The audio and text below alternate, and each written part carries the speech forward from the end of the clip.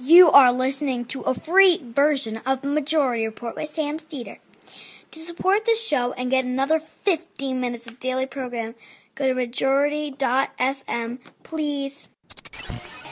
The Majority Report with Sam Steeder. It is Friday, October 20th, 2017. My name is Sam Steeder. This is the 5-time award-winning Majority Report. We are broadcasting live steps from the industrially ravaged Gowanus Canal and from the conference center at the Bellagio Hotel in Las Vegas, Nevada. It is the Mass Torts Conference 2017. Folks, if it's your first time listening to the program, and if it's the first time listening to the program, and you're not familiar with what we do here during this conference, I interview lawyers who are involved in large-scale class action suits.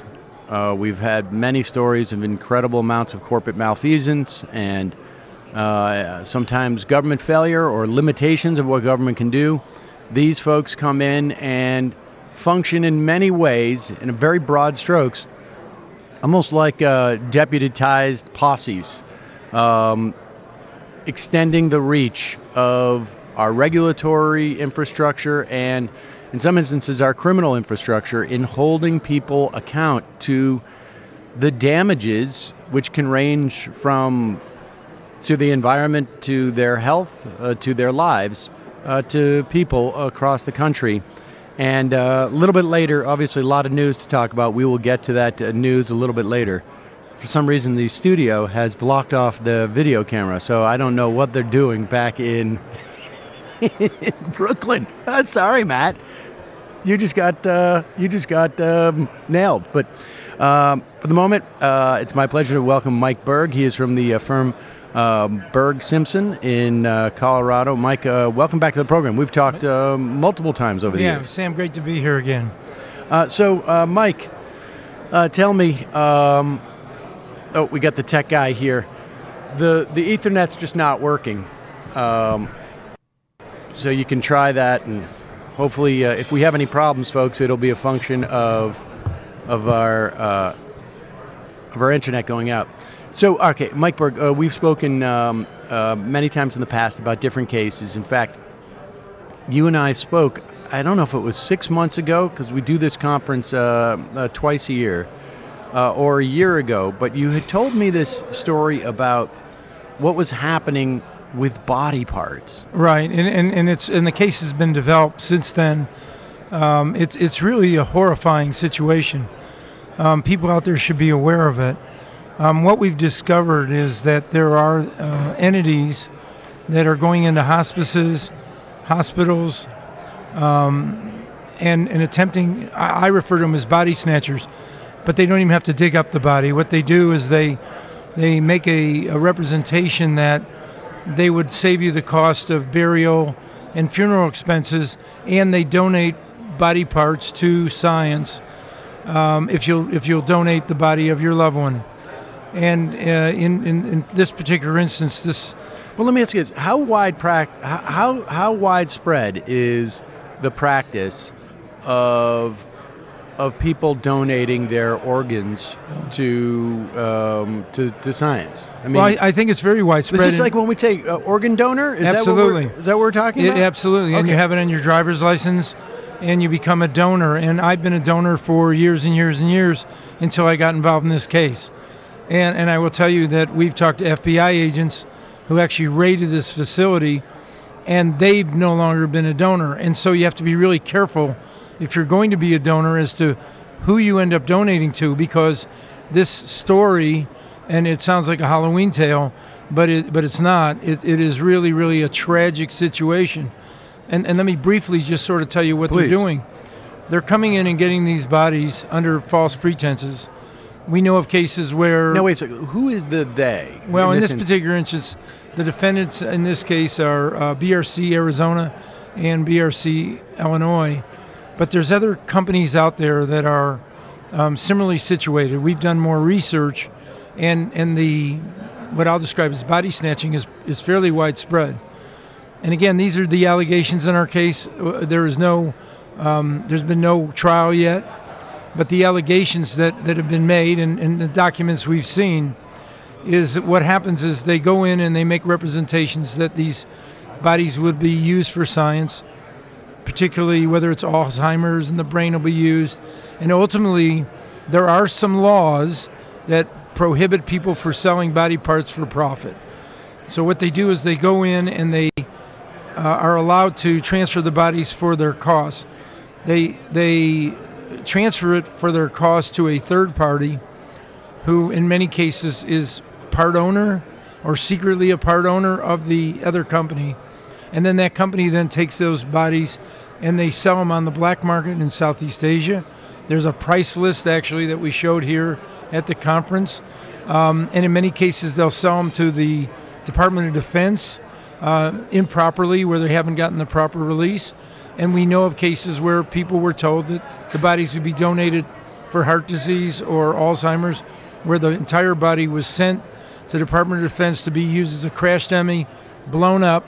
And the scary part is they then send you back, quote, the remains, the ashes. We've tested them. We can't tell if they're actually human ashes or not because of the nature of the cremation process, the way it's burned up. But we do know that the ashes that the people have gotten back are not the ashes of their loved ones. And yet that representation has been made. And when the FBI raided, I mean, there were body parts in bags, in freezers. It was one of the most horrible things that these FBI agents have ever seen. Like, what preceded the FBI raid? Is that how you got into this case? Yes. Okay, so give us just some background as to Well, the Attorney General for the state of Arizona felt they were violating the Anatomical Gift Act, which says in order to become a donation center, you have to use and act in good faith.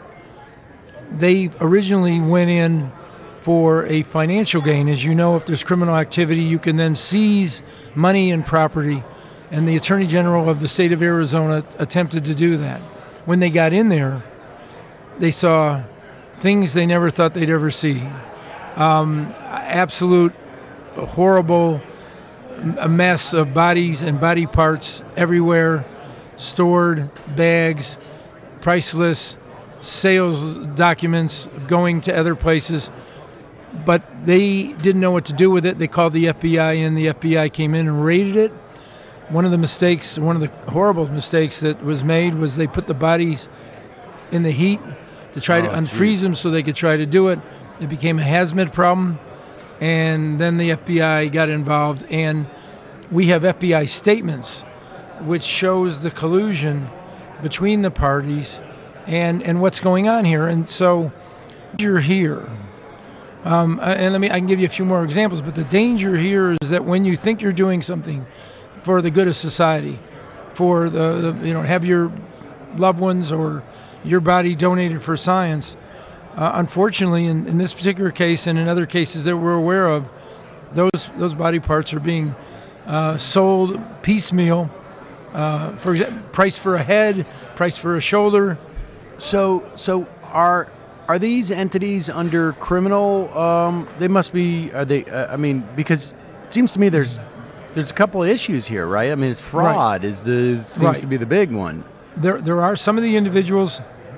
One individual was indicted, pled guilty, and quite frankly, he was given a very, very easy sentence, serving only in probation, where the judge and obviously our clients and others are really upset with that.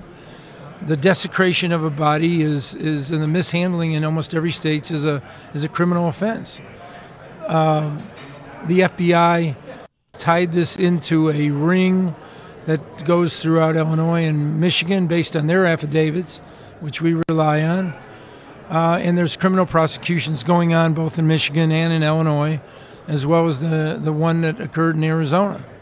And you're representing, obviously, the families of the deceased who thought either the families thought they were donating or the deceased thought they were donating their bodies, their organs to science, as opposed to being used for I mean? Well, let me give you an example. So first of all, let me ask you this. Doesn't the DOD, if they're going to get, I don't know what's going on in Asia, why? And I know some of that, but... Okay, I want you to, let's start with that and we'll work closer to home. Asia, black market, some of it is, for example, male genitals. They have bags of them they sell by the bags. And they do it in some of the countries, they put them into wine and call it aphrodisiacs. They sell heads back there. And other body parts, which is really pretty disgusting. With regard to the DOD, the DOD requires a specific release that specifically says that these bodies are going to be used.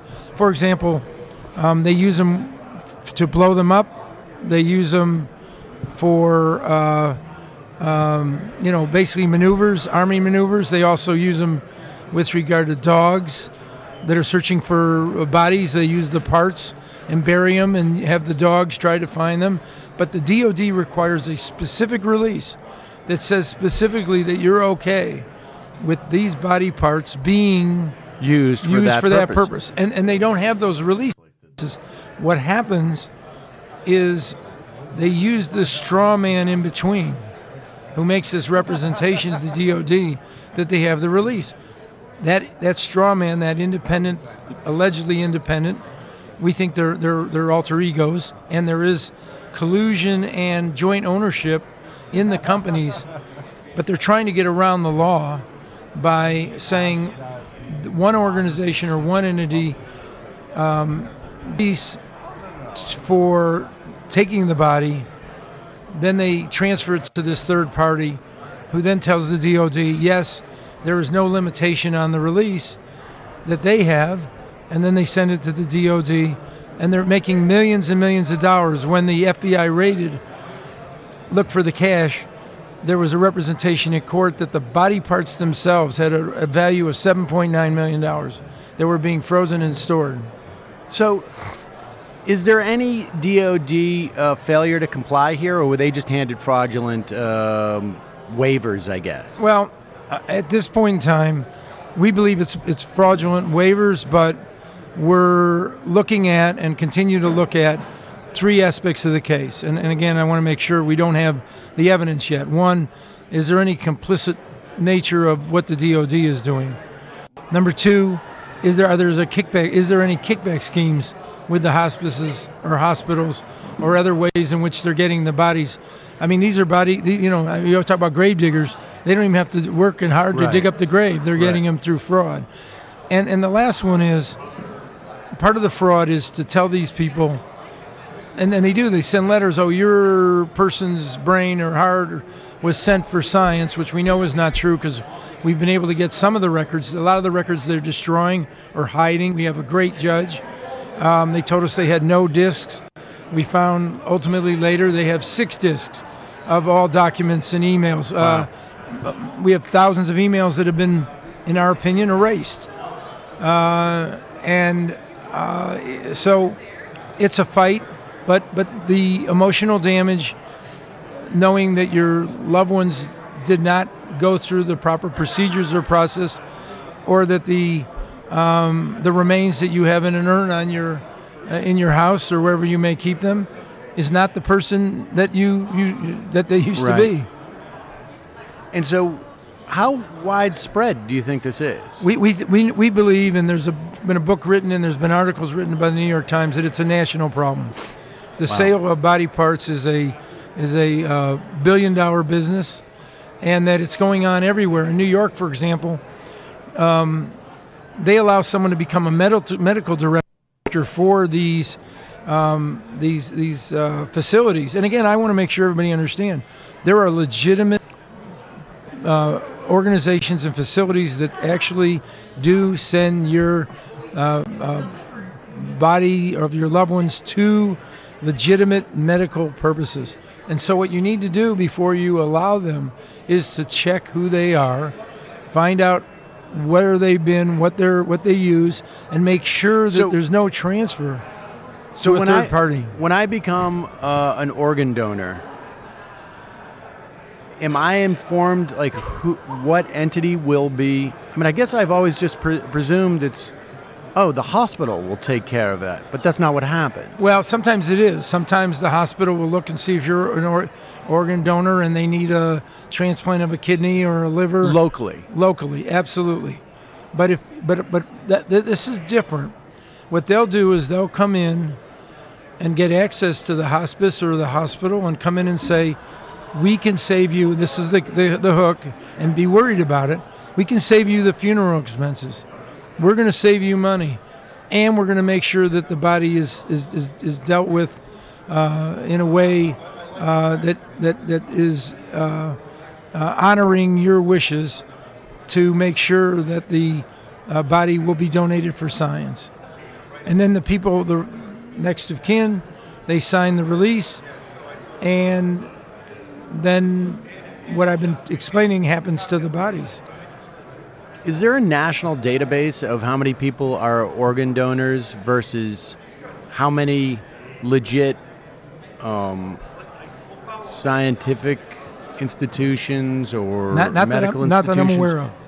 Because that would obviously give you a pretty clear sense of how many of these bodies that are being donated actually may go to where they're meant to be. Right, but it's even worse than that, because they're required to have a medical director.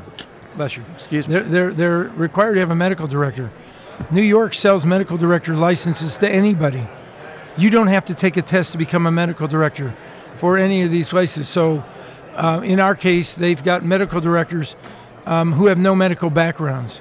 And they go to New York and they get a license. So they say, we license medical directors with regard to these organizations.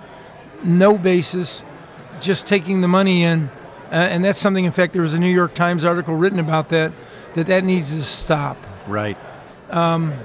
It's the case, we're in the middle of it. It's a war. We have a great judge. And who are you representing? All as a class, or is it individuals? Well, unfortunately, there's hundreds of people that would want to be represented, but if we don't have the documents, we can't represent them.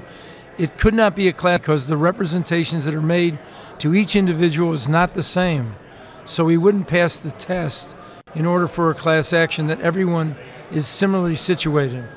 So right now we have, I think, 35 individual clients from both Illinois and Arizona. We have, I believe we may have one client from Michigan. We know those states are involved based on the FBI investigation, but we also know, in talking to the FBI, this is really an underworld thing that's going on throughout the country. And I think the public should be made aware of it, and that's one of the reasons I'm here talking to you today. All right, well, Mike, I really appreciate your coming here and telling us about it. It's gruesome stuff. And I guess is there, I mean, so if I am interested in donating an organ, how do I ensure that I'm not caught up in that? I'm still not cleared. You're not. And in fact, we had one case, which is not really related here, where they wanted to take someone off a respirator to go in and get their organs, and the family wouldn't agree to it, and the person recovered 100%. And had they agreed at the time, and I won't tell you the name of the hospital, and I won't tell you the facts and circumstances, but whether that was legitimate or whether it wasn't, you have to be very careful in today's this idea of being able to once you hear they're going to save you the funeral expenses, once you hear that kind of a con, which is what then you have to be really cautious. This is a classic case of it sounds too good to be true. Correct. It probably is. Mike Berg, thanks so much. I really appreciate your time. Always today. Great to be here. Thank you. All right, folks. So guys in the studio, let's run the Burton LeBlanc piece. This is another interview I did. I pre-recorded it yesterday on the opioid epidemic in this country, and it just gets a little bit more granular into how we got to this point. We interviewed yesterday Peter Mougey on this topic. And LeBlanc is handling a slightly different part of the case. Some of the terrain was covered there, but we're dealing with tens of thousands of deaths a year now from opioid addiction. The President of the United States has tried to make this an issue of Mexican immigrants. And the reality is, this is a fairly explicit problem with capitalism. The lawyers here, I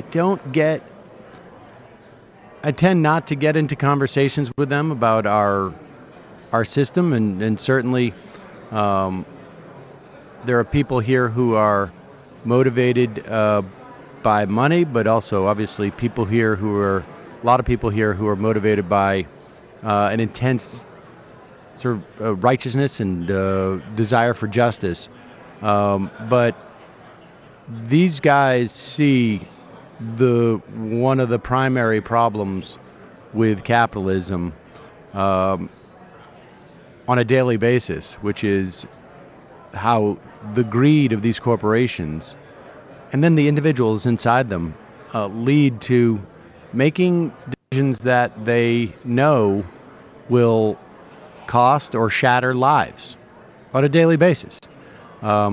So let's play this, and this is from yesterday, Burton LeBlanc. Continuing our coverage at Mass Torts 2017 in Las Vegas, Nevada, I am sitting now with Burton LeBlanc. He is an attorney from Louisiana who is heavily involved in the cases that are forming around this opioid crisis. Burton, we spoke for Ring of Fire Radio, and I think a lot of what we discussed, folks are familiar with how this crisis developed.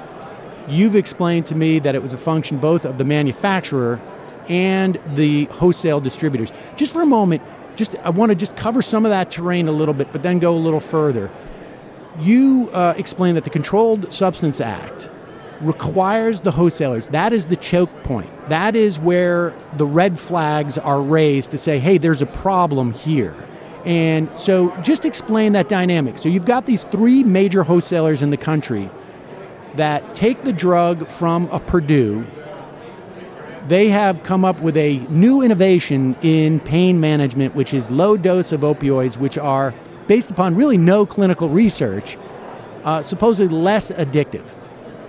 They provide this for the distributors. The distributors, again, are the choke point. What are their obligations to report? And then let's just go from there, because this gets into this big story in the Washington Post this past week, I guess it was, last week, right, involving how the DEA was inhibited and then sort of statutorily prohibited from doing their job. But just walk us through that. Just back up a little bit and walk us through that. So in 1970, Congress passed the Controlled Substances Act, which governed the distribution of Schedule II narcotics in our country. And Congress, in their wisdom, determined that these products are addictive to America, and we're not going to allow a capitalistic society sell as many opioid drugs as the American public will consume. This isn't going to be selling as many Toyota trucks to the people in Mississippi they'll buy. In their wisdom, they determined that we're going to have a closed system and have a middleman called the wholesale distributor to act as an intermediary between the manufacturer and the consuming public. And the wholesale distributor's obligation, in order to have this privilege, is to report to the DEA anytime they see suspicious orders defined as an increased size, frequency, or deviation from a normal standard or pattern. And when they see this, they're supposed to halt the order, cease and desist, stop the order, and make sure that the end user has systems in place where diversion, that is, it won't go to an illicit use, that will not occur. And so how many years was it that they experienced that change in frequency? I mean, all those standards were sort of blown through. How many years was that happening before the DEA said, hey, you guys have a problem here? I would, I would say around the year 2000, the volume of opioid pills started to increase and started to spike. We started seeing some societal effects in the 2005-2006 timeframe. That raised questions in the DEA. The DEA started investigating these wholesale distributors. They brought them through administrative hearings. Ultimately, they were found responsible or liable, and they paid penalties for their behavior. And so, all right, so they get slapped with a fine, and you've described it as like, okay, thank you for the speeding ticket. I know I can go another 150 miles at 90 miles an hour. Hey, I got to pay another one there. That's fine because I'm making so much money that's just simply the cost of doing business. We got to pay our health care for our employees, and we pay this fine, and that's fine, and we continue to wreak this havoc. That's absolutely true. These three companies came out of thin air and now make $400 billion a year in annual revenues, largely on the back of America consuming opioids. And so then, as a response to they're sitting in their corporate headquarters and they're saying, hey, these fines are starting to mount up a little bit. They have two choices, I guess. One is we should stop doing what we're doing. And this is, putting aside for a moment, because I want to talk about, what goes through the mind of an executive who sees, I can see the horror that's happening here, but the important thing is the fine. And so we can pay these fines, but we can raise our profit margin by lowering these fines. Right. And so what do they do then? Well, you would think enough's enough, right? I mean, how much money's enough? And in this instance, Cardinal Health and McKesson hired some of the top DEA lawyers and enforcement agents. They brought them in-house, the revolving door of Washington, D.C. They hired some of the top former lawyers from the Justice Department, some of the top chiefs of staff from Capitol Hill. They then brought to Capitol Hill legislation that would make it even harder for the DEA to enforce penalties and fine these companies. And in fact, it was Donald Trump's his nominee. I mean, tell us about that. Do you have a sense of what his role was? Yeah. I mean, who's now withdrawn, I guess. Yeah, Congressman Marino from Pennsylvania was the lead author on this bill. And listen, there's no doubt in my mind that money made a huge difference. These companies paid thousands, if not millions of dollars in campaign contributions to achieve their ultimate goal, and they got it. They changed the rule. So what goes through, I mean, you guys go through thousands, sometimes millions of pages of documents to determine what? When you're bringing a case, what is it you're determining? What do you need to determine to win a case like this? And I want to talk about who the plaintiffs that you're representing, because that is also a story in and of itself, I think. But what are the things that as a plaintiff attorney that you need to prove that they knew? If they're complying statutorily, right? They're paying their fines.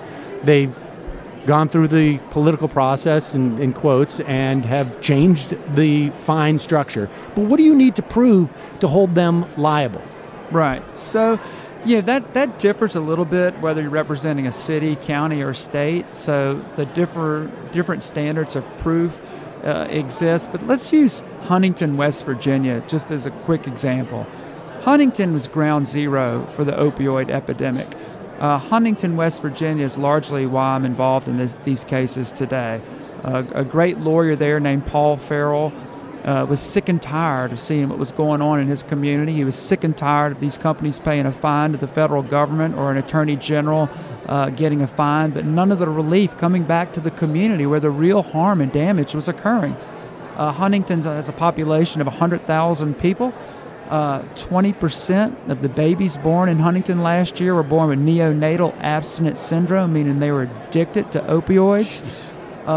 The judges there are separating mothers from children. They have a real problem. The overdose rate in Huntington and West Virginia is higher than anywhere in the United States. So in Huntington, for example, we have filed a lawsuit claiming that these companies have caused a public nuisance. And the public nuisance is unabated. And these companies have to abate the public nuisance by paying real dollars to the community where they've caused harm. Increase services for medical, emergency care, criminal, drug courts. We want to build a first-rate neo-NIC unit. We want to have a rehabilitation facility for people. 4 out of every 5 people that end up on heroin started on prescription opioids. So there's a definite link between the opioid epidemic and now heroin use. And we intend to prove that in our case as well. And so you need to prove the harm, and the culpability is there, just it is prima facie, I guess, on some level, because they got fined for this, right? I mean, they violated the statute, and we're going to prove that. But more importantly, the manufacturers and the wholesale distributors that we've learned through our experts and their front groups, they actually conspired together. And they conspired together to artificially inflate the quota. That is, how many opioid pills would be sold in the United States a year. The DEA sets a quota on an annual basis, how many opioids will be sold. That quota is largely established based on feedback they're getting from the wholesale distributors. If the wholesale distributors are not reporting suspicious orders, which would bring down the quota, then they're artificially increasing the quota, thereby inflating their profits and the profits of the manufacturers. In our opinion, that's a clear violation of the RICO law, and we intend to bring it to them directly. All right, so if I understand, what they're doing is almost like padding what the normal baseline would be, so that when they even exceed that, it doesn't look like they're exceeding a normal baseline. But the normal baseline that they've established, because there's a sort of a self-reporting quality to this. Yes. The normal baseline is fake. And they've just inflated it to make it look like this is the normal consumption for these type of drugs. Exactly. Wow. So let me ask you this. Why go to the counties? Why go to the municipalities? Why go to the states as opposed to have a class action of people who have been addicted? I mean, this is sort of reminiscent in a way of the theory that the tobacco litigation took place. But how is it different, and why find these plaintiffs? It's a great question. Look, like the tobacco industry, we knew what the tobacco industry did was wrong. Marketing to teenagers, lying about the addictive propensity of nicotine, spiking nicotine in cigarettes, using Joe Camel as advertisement. Likewise, the opioid industry, all the things I just described are just wrong. But for a smoker individually to take down the tobacco industry, those are tough issues when you have choice involved or perceived choice with a jury. Likewise, somebody addicted to opioids or heroin taking on this industry presents some different challenges. But like in tobacco, where they recovered the medical costs incurred by states as a result of their bad conduct, we are seeking the costs incurred by cities and counties as a result of the conduct of the opioid industry. And where are the doctors in this? Are the doctors... I had a good friend who went through something very similar to this. They were on fentanyl for pain management. Their use got out of their control as a patient, and the doctors were by the end of this process. Thank God he was able to live. Fentanyl is one of those things where it's tough to come on the other side of this. Exactly. But his doctors were even apologetic because they didn't fully understand it either. There's a great book called Dreamland by Sam Quinones, and I offer any of your listeners that want to learn more about this story to pick up the book. It's spectacular. The doctors are a mixed bag. We have bad doctors who took advantage of this system and created pill mills and made millions of dollars addicting people. The medicine changed in the 90s. Pain became a threshold issue where doctors were judged on how they were treating pain. Hospitals were rated on how pain was tolerated in their settings. In addition, how medicine was delivered in our country, with primary care physicians seeing as many people as possible in a day. A lot of this contributed to a perfect storm of having opioid addiction in our country. Many of the doctors just believed the literature, the marketing literature that they were getting. Right. These people would come in with graphs and say in the literature supported that OxyContin is not addictive. And a lot of doctors, as busy as they are, unfortunately bought that, particularly in the primary care setting. Someone exhibiting pain comes to a doctor in a primary care setting where he has to see so many patients a day. That gets his whole daily schedule off kilter. It's much easier for that doctor to prescribe the OxyContin and move him out in 5 minutes. Right, and I guess, the doctor does not have the ability to go out and personally, validate the claims of these distributors of these drugs. Right. What obligation is there any type of equivalent to, we recently had this thing in the fiduciary world where, and this also it appears it's going to be rolled back, but the responsibility of, let's say, a stockbroker to sort of be working in your interests, putting some type of fiduciary standard on them so that they have, you can't make false claims, essentially. Is there anything in between that relationship between the distributor and the doctor that, because the doctor doesn't have the ability to check each claim, they should be able to rely on what the distributor is telling them? Do we have any is there any system in where that relationship can be, there's a responsibility on those distributors for giving genuine, real, legit information? If I understand you correctly, the distributors, as I mentioned previously, have the federal duty to report suspicious orders. The doctors are just busy doing their work and relying on the medical literature and the distributor to get their product. Now, the only exception to that would be the pill mills that were so prolific in Florida, particularly, and some other parts of the country where non-medical people were opening up these clinics, in strip malls, and prescribing OxyContin like crazy to folks, But, who's supposed to inhibit the distributor's ability to make claims about a drug, right? Is that the FDA's responsibility? The FDA is supposed to inhibit manufacturers' representation and disclosures about the efficacy of their drug. And yes. So if the distributor comes in with a graph that maybe is a little bit misleading, there really isn't any apparatus in which to hold that person to account, is there? Right. Listen, I put it in this respect, Sam. For all the great things that we do in America, we are the greatest capitalistic nation in the world. And if you get an addictive drug like opioids and you allow capitalists whose system is built on profits and profitability to shareholders, and you turn that loose in the United States of America, it's a recipe for a disaster.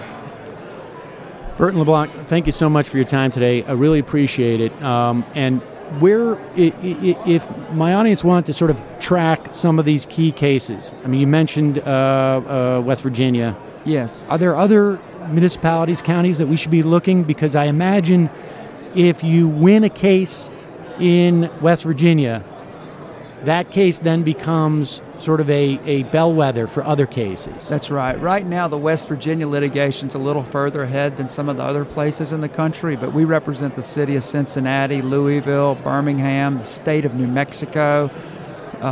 We represent numerous counties in Kentucky, Southern Ohio, North Carolina. So we're out there where the problem is. But I would tell your listeners, watch what's going on in Southern Ohio. I think as Southern Ohio goes, the cases will go. Burton LeBlanc, thank you so much for your time today. Really appreciate it. And so that was just another look into what I think is an issue that obviously is really big here this year at the conference, but also has real policy and political implications across the country. And I think a broader understanding by the American public that this epidemic was I don't know if I could fairly say a function of corporate malfeasance, but it's pretty darn close. About as close as it can get. And certainly a large percentage of it was that, like LeBlanc said, 5 out of 6 heroin addicts in this country were using prescription opioids first. All right, now I want to turn to something. I think this is the first non-lawyer that we have had on this program in the 5 years plus maybe now that I've been coming to this conference. But the nature of what this guy is doing, I think, is going to be of a lot of interest to you folks in the audience. I think probably to people in the office back in Brooklyn. Well, you're going to want to listen to this one. And certainly I know if Kelly is listening today, she's going to want to hear this as well. But I said if. I don't know. But if she is, now you're going to hear it, Michael. Nice. For that crack. It wasn't a crack. It was a legit question.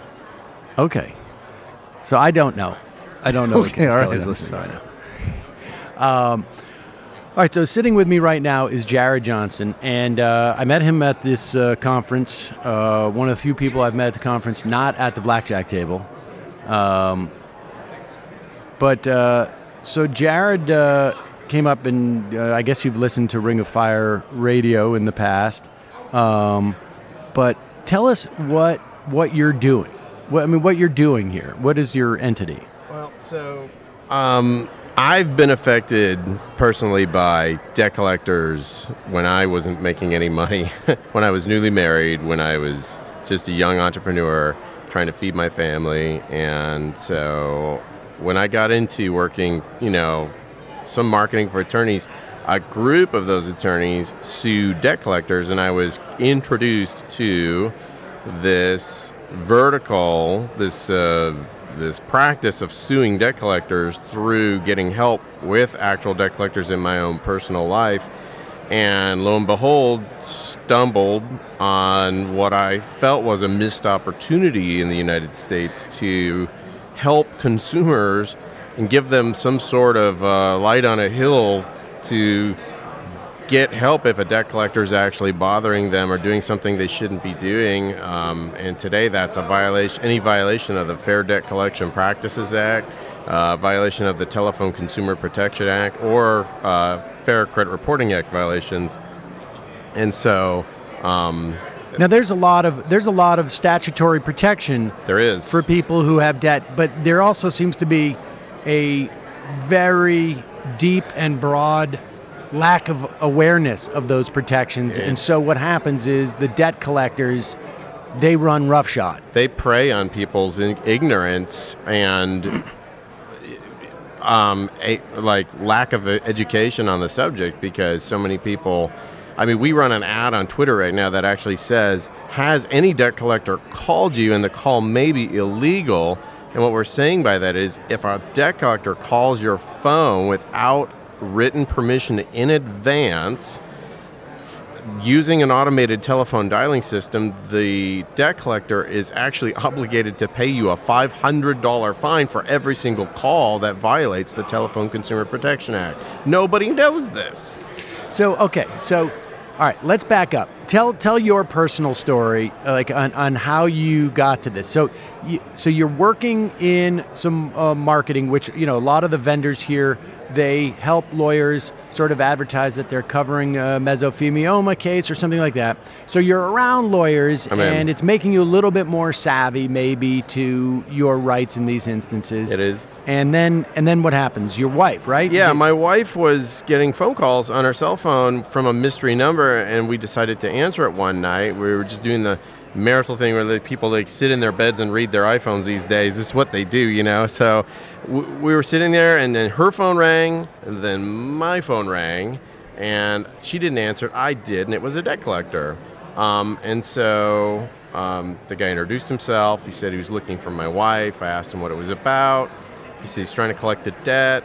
I said, well, look, I'm her husband, so tell you what, if you can send me your fax number, I'd like to send you some information myself. And what I meant by that was, I'm going to send him now a debt validation request pursuant to 1692, Title 15, that actually forces the debt collector to validate and prove that the debt is a true debt before attempting to collect the debt any further. So it's a little... Okay, so let me just first ask you this. Yes. Everything seems normal to me. You're sitting in bed reading your iPhones. Yes. But how did you know that there was a statute 1692 about validating your debt? This I actually knew on my own even before I ever got into this, just by reading on the internet, like, things you should do if a debt collector calls you, and like the cowboys of, doing this kind of thing. This is one of the only things they know.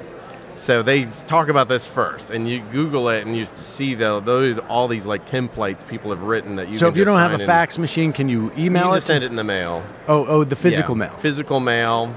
And what is it you write on this? So the debt validation notice just says, I'm requesting that you prove that the debt is a valid debt, and that as a debt collector you have the right to collect the debt in my state, that you are bonded and licensed, that that the debt itself hasn't lost any chain of ownership. So for instance, if they're collecting on a debt that they don't actually even own or never bought, well then they can't really collect the debt, can they? So I want to prove that, and so we want to show that where did I sign anything? Do you have a physical contract signature that shows that I agreed to take this debt out? I actually truly owe this debt at all. And so you're asking them to prove that you really owe what they are attempting to collect. If they cannot prove this, they cannot continue collecting it. If they don't attempt to validate the debt, they don't send you anything back, they cannot continue to collect the debt. They can't call you, they can't write you? It's a Mexican standoff. You're done right then and there, and I've sent letters out to literally watch it all vanish. This disappears off my credit report, never get a phone call, they just walk away and never call you again. And in some cases, it can stay in your credit report, but they won't collect it.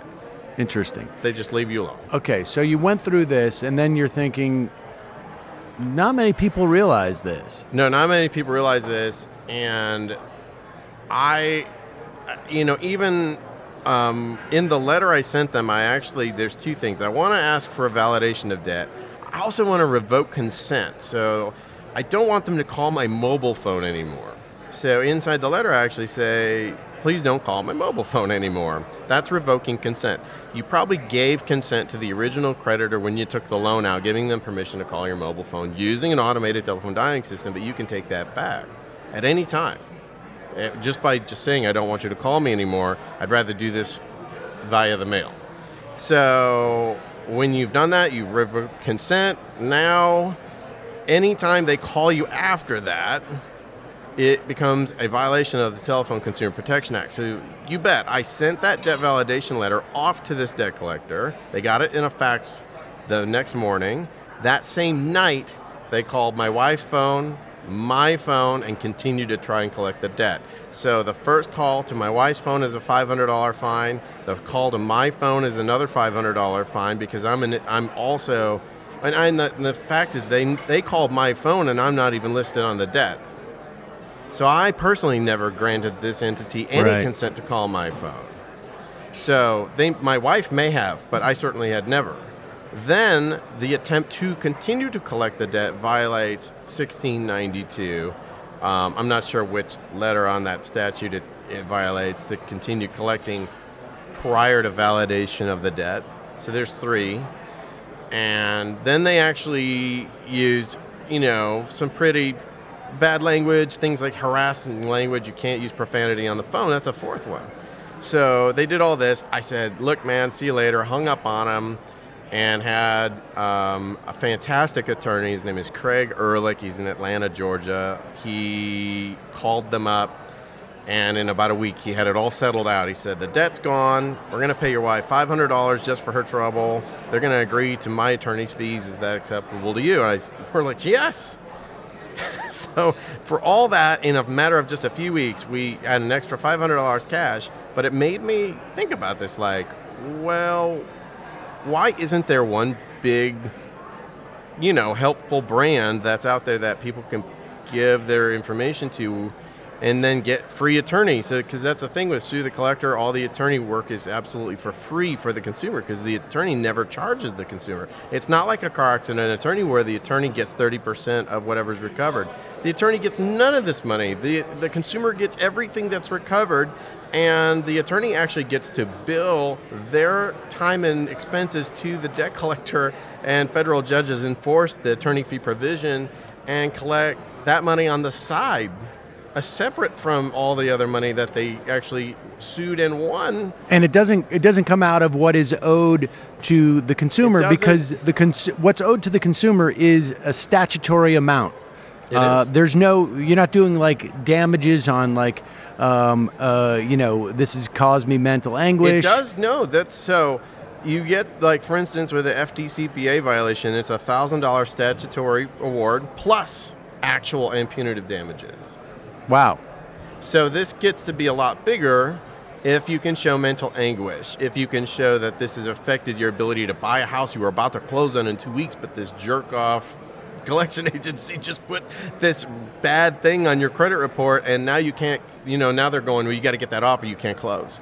And so now you're like stuck in a motel for 3 months and all these outgoing expenses, and maybe you don't get the job you were looking for because people do background checks and stuff like that. You got bad credit, you can't get a job. And so there's all these things. And so if it's all illegal or wrong, you can prove actual damages that way. Okay, so there was one of the things I asked you earlier as when we were talking is if there's been any change with the Trump administration. And I was thinking about Betsy DeVos because she seems to have unshackled the student debt collectors in many respects.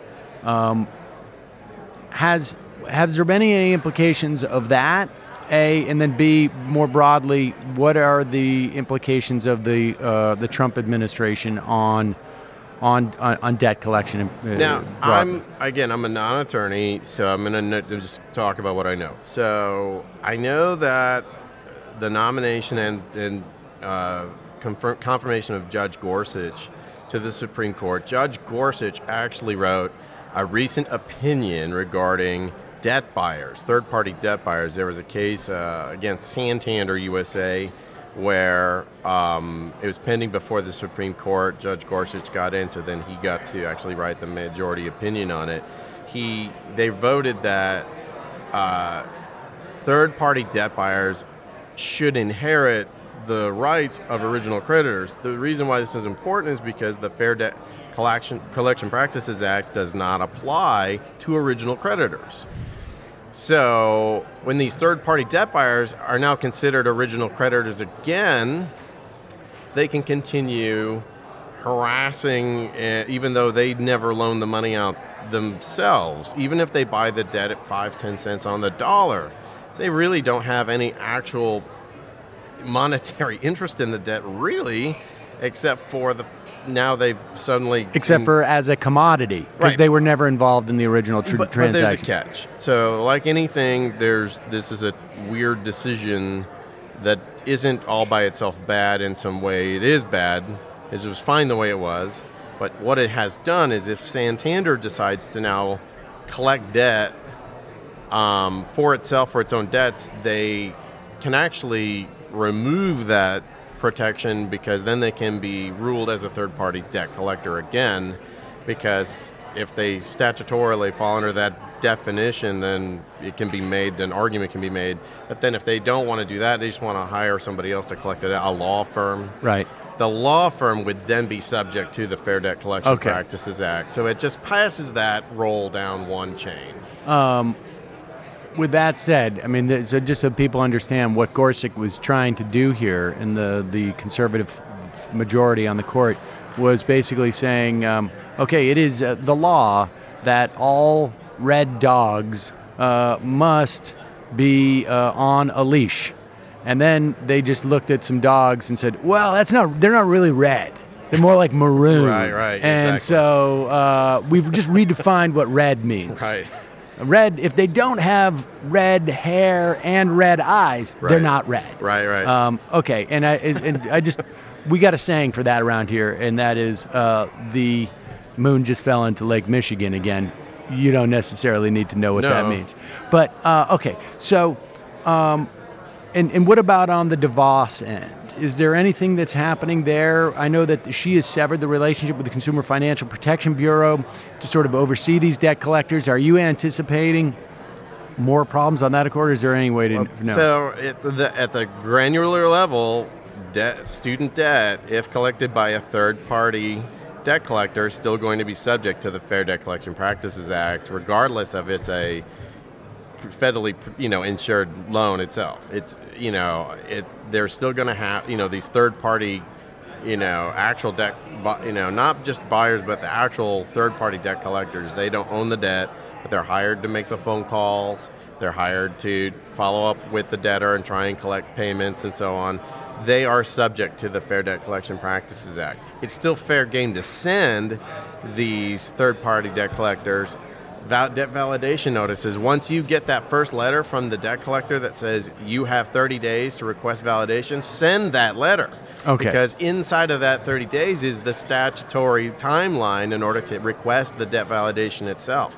You can still send it after 30 days, but they don't necessarily have to get back to you in any statutory amount of time either. So, so if I go to your site, Sue the Collector, will I get all this information? Yes, you will. So if I know that I'm getting calls from debt collectors, if I know that I'm getting calls from debt collectors or letters or whatever it is, I go to your site, I can get a bunch of information that doesn't necessarily involve beginning to sue. It just says you should take these steps first to protect yourself. You should. And then in the event the debt collector continues on with this behavior, then you have time to do some type of action. Yeah, and if you don't find it, call us, because we have literally a network of attorneys that are standing on whole, in the office waiting to answer, and so you won't talk to a paralegal, you'll talk to an attorney that actually prosecutes these kind of cases, and you'll talk to them now.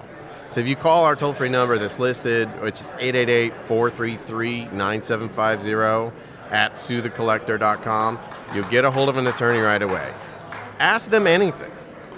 And you made the point, I was like, is there any chance that this could inhibit the behavior of debt collectors? And you made the point that this is just like they're preying off the ignorance of the general public.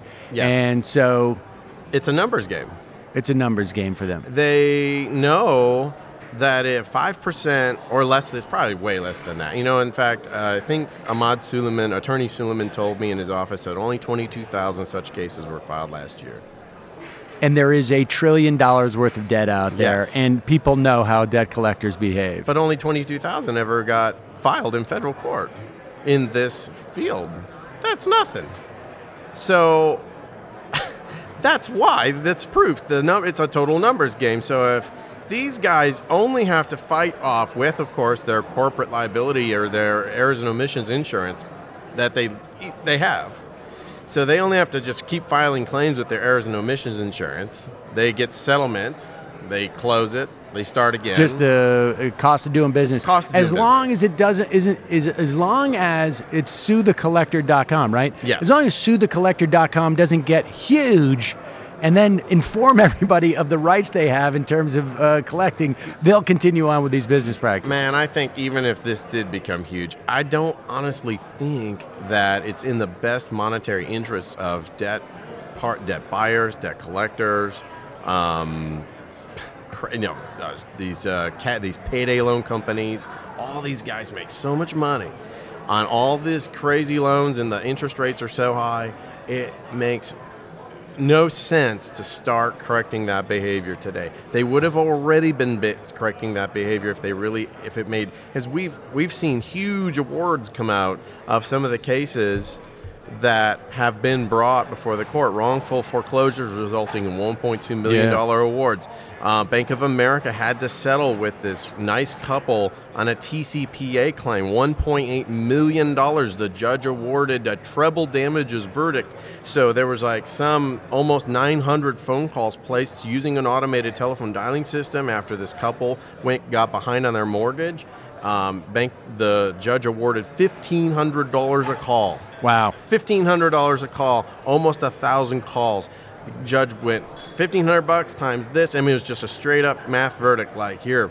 And they walked away with millions of dollars, free house, the whole 9 yards. Confidential settlement I just heard was somebody's mixed file case. So that means somebody's similar or same sounding name ended up on somebody else's credit report and drug their credit score down. $100,000 settlement. And that's the low end. That was the first offer that this company had made. They likely, if pushed, would have been $200,000 or $300,000 settlement. Wow. So, you know, this isn't kids play. These cases are worth a ton of money.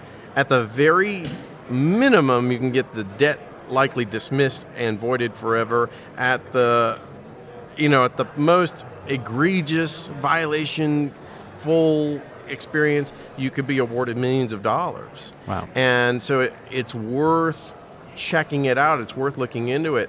If you're getting phone calls on your mobile device from a debt collector today, tell them to stop calling you. Tell them to stop. Just the next call, just say, hey, I want to do this by mail instead. I don't really want to do it over the phone anymore. If they call you after that, I want you to write down every single date and time and the number they called you and keep a call log. And then we're going to use that to sue the collector, and we're going to go get $1,500 a screenshots of your recent phone thing. Or just print out an itemized bill from Verizon or wherever your telephone provider is. We'll get the TCPA claim going. That can be huge. I mean, and a lot of times we'll let that toll. So if we know it's going to just continue on, say, hey, give it a month or two. Let's not file right away. Let's let this behavior continue, because if we get 60, 90 calls deep into this thing, we've got a very serious claim on our hands. So let's go. Let's just wait it out. Secondly, if you see errors on your credit report and Equifax is refusing to remove completely erroneous information, that is illegal. We can help you sue Equifax, TransUnion, and Experian. And then, of course, under the FDCPA, there are a number of things, but let me tell you the one most common thing. Okay. Is if you see a collection agency publish something on your credit report and you do not get a paper notice within 5 working days of that initial communication, that publishing on your credit report, you have a case against the debt collector right now. SueTheCollector.com. SueTheCollector.com. Jared, thank you so much. It was a real pleasure. Man, I am congratulations super happy to help anybody I can, and so it's helped myself out, and I want to help everybody. So let's do it. All right, thanks. Thank you for stopping by. Just a great story of someone who is smart entrepreneur and also apparently the wrong guy for that debt collector to have called that many times. You mean like the best guest that has ever appeared on this program? Well, I knew that you would enjoy that. I mean, look, in a perfect world, we would have much of this debt as part of some type of a debt jubilee, particularly the student debt. But we don't have that, and it's good to know that consumers have a certain amount of protection that they are unaware of. I am anticipating someone coming here 4 minutes ago, but I don't know if he is coming. Let me see. I'm not sure if that's going to happen. Jared, if I could just get your card, just leave your card for me over here. Oh, okay, great, thanks. And I also got a T-shirt. Hopefully, we will see him shortly. I'm not seeing him come in. Oh, here he is. He's on his way. Who is this mystery guest? It is Cenk Uygur from the Young Turks. Will be here. Just an update. Last night was the night where I reached parity again on my blackjack playing. And so that is good news for everybody. I know everybody is very, very happy to hear that. Sam, can you just do me a favor? Sure. Can you tell Cenk to send my regards to Jimmy Dore? Boom. Oh, believe me. Oh, believe me. I should not be instigating you like this, but I can't help it. I never can help it. Well, I mean, we had dinner last night, and Jenk and I know there are certain areas in which there's no go zones. It's like the Iran deal. Yes, it's like you have to have a really narrowly calibrated agreement, because if you put everything on the table. That's right. There are areas where what happens is we can both feel that we're edging there, or that there's a predicate to get there, and we just look at each other and go, You're like, well, maybe we could have a constitutional convention if, as an example, there was maybe a broadcaster who did not use his platform to recklessly destroy the Supreme Court, as a thought. Oh, maybe that was a predicate. I'm sorry. I did, it's always fun to get together with people and discuss various Twitter wars, and then have people just look at you like, why are you doing that? I don't know. I was on an airplane. Why do I need more of an explanation than that? I mean, just briefly, and Jenk and I will be getting into some of these questions in the news, but apparently John Kelly is just gone. I mean, I get the sense, I don't know, we won't talk about this with Jenk, but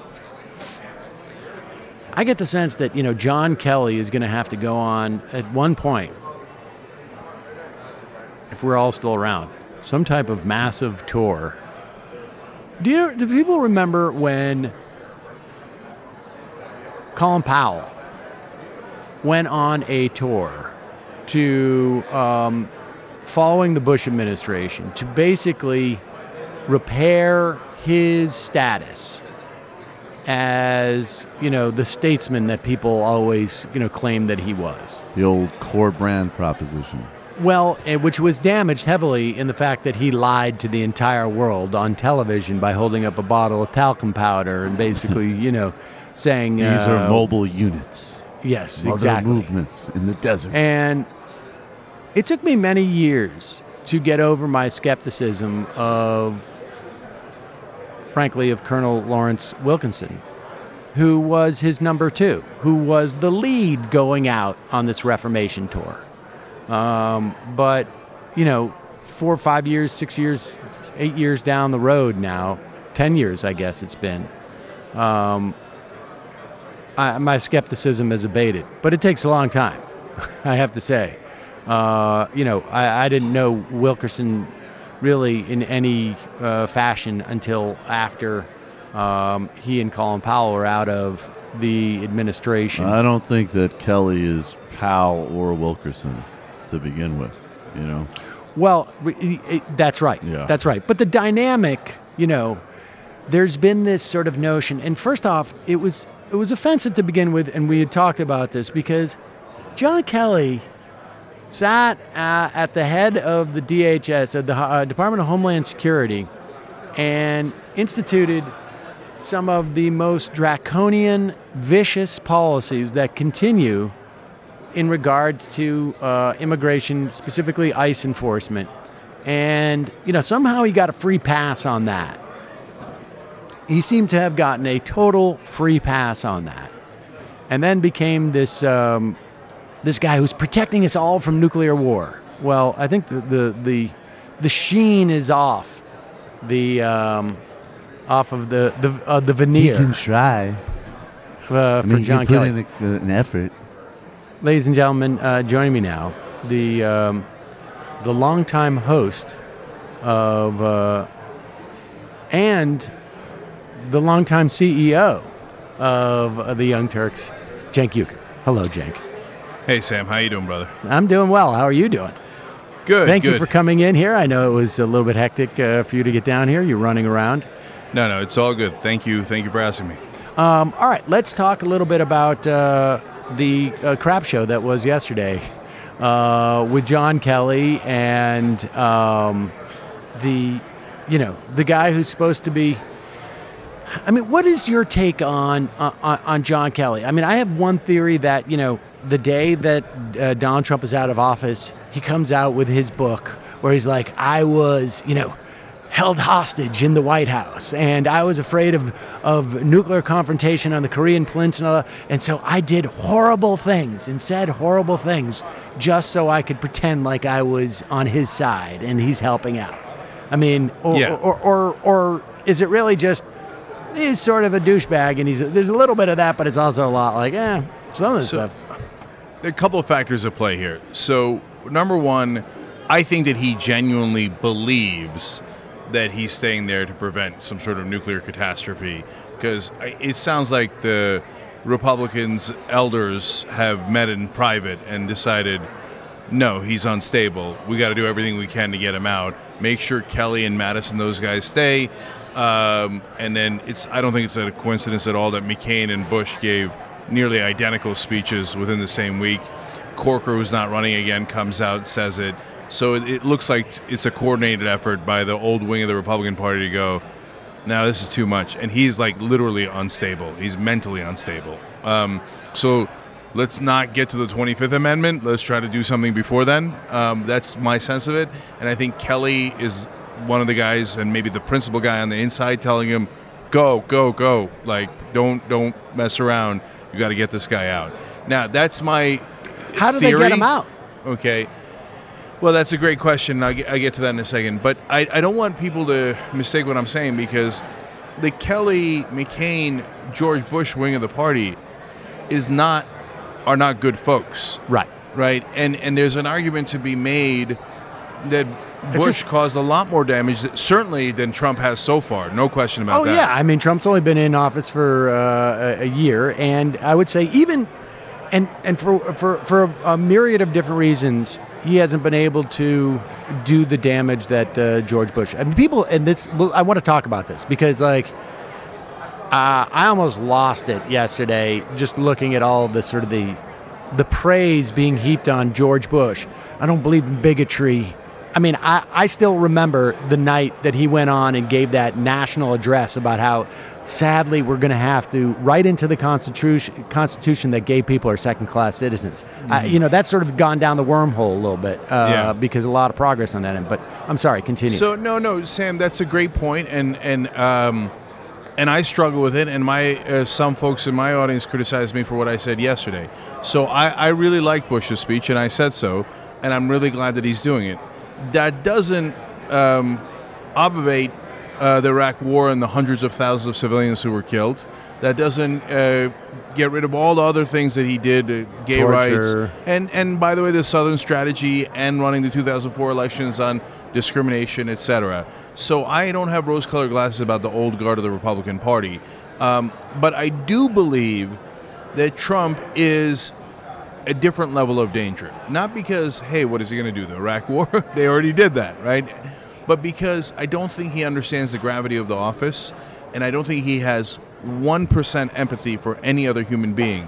So the idea of using a nuke for him, I don't think is that big a deal. I genuinely believe that. I agree with that. I mean, that was one of the things that his trip to Puerto Rico just made me like, wow, this guy has an incredible ability to avoid the humanity around him in a way that, like, you don't really see. I'm sure there's a lot of people like that. You just don't see them on display, and you don't see them have the ability to pull this lever. I mean, look, it would be really terrifying to have a monkey be president of the United States, where people were just saying to the monkey, like, hey, don't press that button, and the monkeys just look, because the monkeys. That's where we are. Where we are. And I think that the John Kellys of the world recognize that he is a sociopath because they work with him every day, and they know it's not fake news, and they know that it's way worse than we realize, and that he can make a horrible mistake and insist on it all the way through, and then they have to think about, and there's no way they have not had conversations about what do we do constitutionally, right, if he orders us to do something unconscionable, or what do we do supra-constitutionally. I'm not advocating, but I imagine they've sat there and go, like, what we don't want to get to is where we have to stop him in a way that is unconstitutional.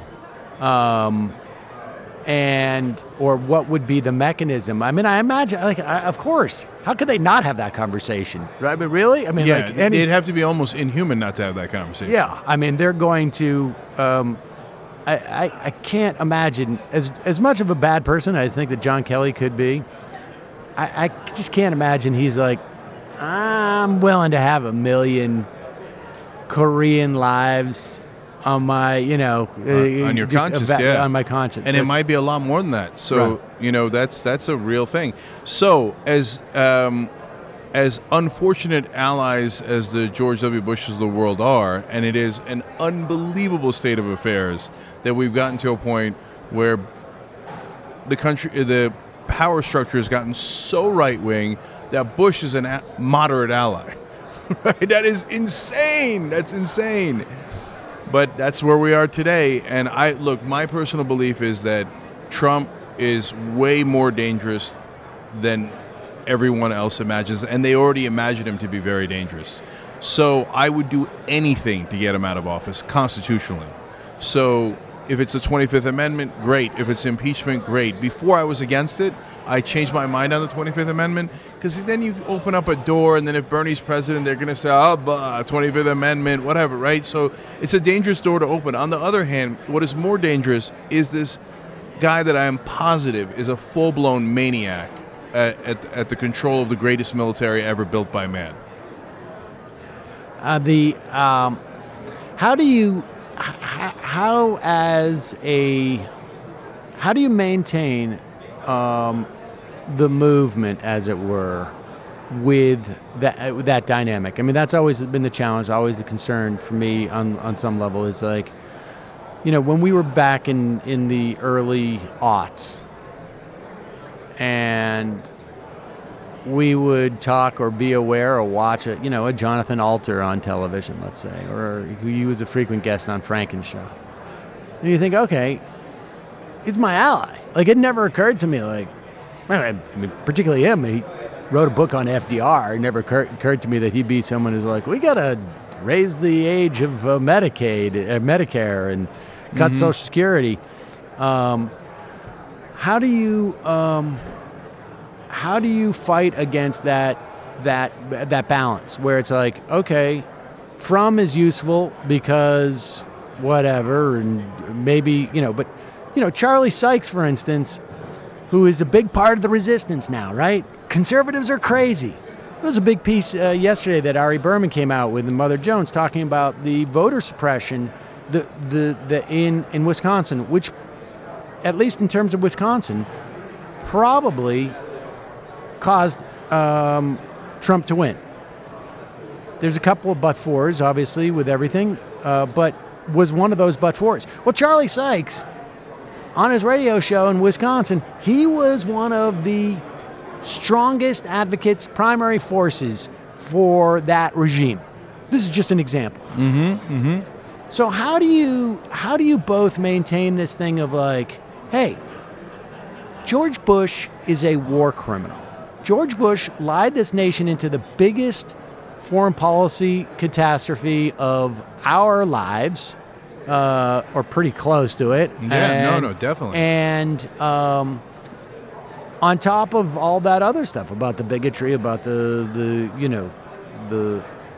on and on, but at the same time, like, but we'll accept your help. I mean, that seems to me to be a bit of a dilemma. Yeah, I don't think it is, to be honest. So I would have tried Bush and Cheney not just for... I don't know that I would have done it for deception on the war, because I think that really borders on political. But I would have done it on torture and warrantless wiretapping.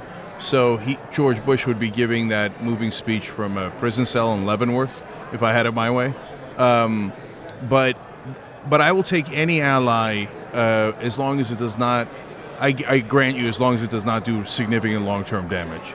But how do you stop that? I mean, if you're going to cite George Bush, even, George Bush is coming out there and saying this is wrong, you necessarily are having to say, like, this is a guy's voice who's worthy of listening to. And you can't say that of someone who you think should be in Leavenworth for this. Sorry, Sam. Their voice doesn't have to be worthy of listening to or particularly bright or anything along those lines. Look, Bob Corker, if you remember, ran the ads against Harold Ford Jr. with the Playboy Bunny, Call Me, which had a deep racial undertone, if not overtone, and if not all over the tone, right? So now he's fighting against bigotry, he claims. So, yeah, color me skeptical, but we need him because other Republicans won't trust us. They're going to trust Corker and Bush, etc. So Gohmert, Louis Gohmert is no one's idea of a rocket scientist, right? If Gohmert is on my side on an issue, my first reaction is, wait, am I sure I'm right about this? But let's say he votes for Medicare for all. I'm going to take the goddamn vote. Okay. Oh, no. Oh, yeah, of course, a vote, but that's a commodity, right? Like, that's actually like, George Bush is only out there, and the only influence he has is his stature. And so you either lend him stature or you don't lend him stature. But in this fight, I hear you, and I make the call that we lend him stature for whatever it's worth, because it doesn't really matter because the mainstream media lends him enormous, unparalleled stature. That's the thing, is that we can, on some level, I feel like we have the fortunate ability to, I mean, for me, like, okay, I'll go on Twitter and just shit all over them and know that if anything, if there's any impact, and I'm talking like infinitesimal, immeasurable, but if someone was to take a microscope and then put another microscope on that and a more powerful microscope, at the very least, like, maybe I'm keeping one pixel from sort of moving too far down the give George Bush credit spectrum. And just watching some type of flank, because so we have Donald Trump because of George Bush. I mean, that's just the bottom line. Yeah. So that goes perfectly to the other question you asked, Sam. So Naomi Klein was on the Young Turks about a week ago, and as usual, she put it better than I could ever put it. So she said, remember, if all we do is resist, and we go back and we get rid of Trump or whatever, and we go back to the way it was before Trump, we'll have gone back to the way it was that led to Trump. Like a situation so bad that it led to Trump. So that is not a status quo that we are, as progressives, remotely interested in, right? No, our answer to that is hell no. And unfortunately, the establishment for the Democrats, it's in some ways not so bad for them. They get to go boogeyman, and this one is a boogeyman extraordinaire. So you have no choice. You have to bow your head and vote for the status quo again. But Naomi's point, my point is, that status quo sucked so hard it led to Trump. So we cannot go back to that. And those guys that were fighting that give Bush the credit and et cetera, they're hopeless. What part of the status quo do you think led to Trump? I'll tell you what, the establishment has no idea how much they're crushing the average American. And when I say that, it gets under their skin more than anything that you could possibly say. But they are the establishment. They are oblivious. That is why in 2016... No, yeah, I know, but I'm right, not denying... But in 2016, voters grabbed a brick and said, I'm going to throw it through your goddamn elite window, and I don't give a damn what happens. That's why Trump won. Because they ran the most elitist establishment candidate we have ever had against a guy who was pretending to be a populist. That's a recipe for disaster. Why? Because the minimum wage is $7.25. That's $15,000 a year. So people are existing on nothing. And then you tell them to be happy about it. They go, screw you, Democratic Party. It turns out you're the elites, and you're the guys keeping me down. That's the status quo we can't go back to, because it leads to people like Trump. So, from your perspective, it's an economic issue. Yeah. So look, there's a million super legitimate issues on social justice that I care deeply about. I think we've reinstituted modern slavery, reinstituted slavery in the modern world. And I'm not just saying it about the fact that there's so many African American men in jail, not just the war on drugs. All of that is absolutely true, but also because they're now having those same people work for $1 a day in private prisons. $1 a day is literally slavery. So I cannot wait to end that. But the way to win elections is economic, because that affects everyone, and that is the core of the problem. So the guy who's angry in the middle of Nebraska or the Bronx is mainly angry because he's making $7.25, and he has to work 2 jobs. And if you work 2 jobs at $7.25, you're all the way up to around $30,000, and you're killing yourself and barely making any money. So that's the core of the problem. That's what we got to address. And what would you? I mean, is there a core set of policy prescriptions that you think would address that? I mean, minimum wage. So here's what I think are the 4 most important issues. I mean, was it still, electorally. because Clinton ran on, I guess, $12 and then moved to $15 minimum wage by the end of the election. I think she was at. Yeah, except everyone in the world knew she didn't mean it, and she didn't campaign on it. When did she do a fiery speech about, God damn, it was $7.25? How the hell are you going to feed a family on $15,000? These people are not bums. They're working, and getting only $15,000. Come on. She didn't have 1% of the passion that I just had in that 30 seconds, because I mean it and she doesn't, and everybody knows it. Okay. I mean, so, all right. So look, here's the 4 things that I think are enormously important. F the corruption. Democrats keep insisting that big government is awesome and there is no corruption. That's not remotely true. Everybody hates the government, and the reason they hate it is because of money in politics, because the corruption is real. They don't work for us. Republicans are right. Democrats are right. Liberals are right. It is corruption. And Nancy Pelosi is the very last person on earth who will admit that.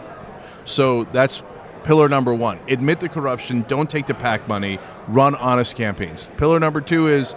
Why didn't Russ Feingold win on that? Look, that's a great question, and I don't have the perfect answer for that. You would have to really get into the... He got beat worse than Hillary. Than Hillary did. You'd have to get into the weeds of how he ran that campaign, and honestly, I don't know it. Because, I'm surprised by it. There's no one more associated with getting money out of politics who was on the ballot in the general election. I don't know how fiery he was, Sam. I mean, you gotta really have fire in your belly and say, I'm not going to take this anymore. I can't stand it. But no one could deny. All right, so you see, but what you're saying is that's a performative. I think so. Who could doubt Russ Feingold's commitment to that versus Ron Johnson? Yeah. No, I hear you. But the Ron Johnsons of the world do tremendous propaganda, and I thought it would not work in Wisconsin based on the polling and based on the fact that Feingold's right on the issues. What makes you think that will work nationally? Because even at this point, Senator Feingold, when he first ran, he would go and dress up like Elvis. He was a regular person, and he was wild and crazy and fun and cared about folks. Now, Russ Feingold today still cares about people. He's a wonderfully decent human being. But he was a senator for a long time, and he doesn't want to dress up like Elvis anymore. And is he doing barn burner tours? Is he saying Ron Johnson is basically a criminal for the money that he's stolen from your family? No, because it seems uncivil. Okay, I mean, but again, so you're saying it's performative. It's performative. That's my best guess, and I could be wrong about it. All right, so it's not. I mean, I guess my just like on one hand, it's like where we want a certain set of policy issues.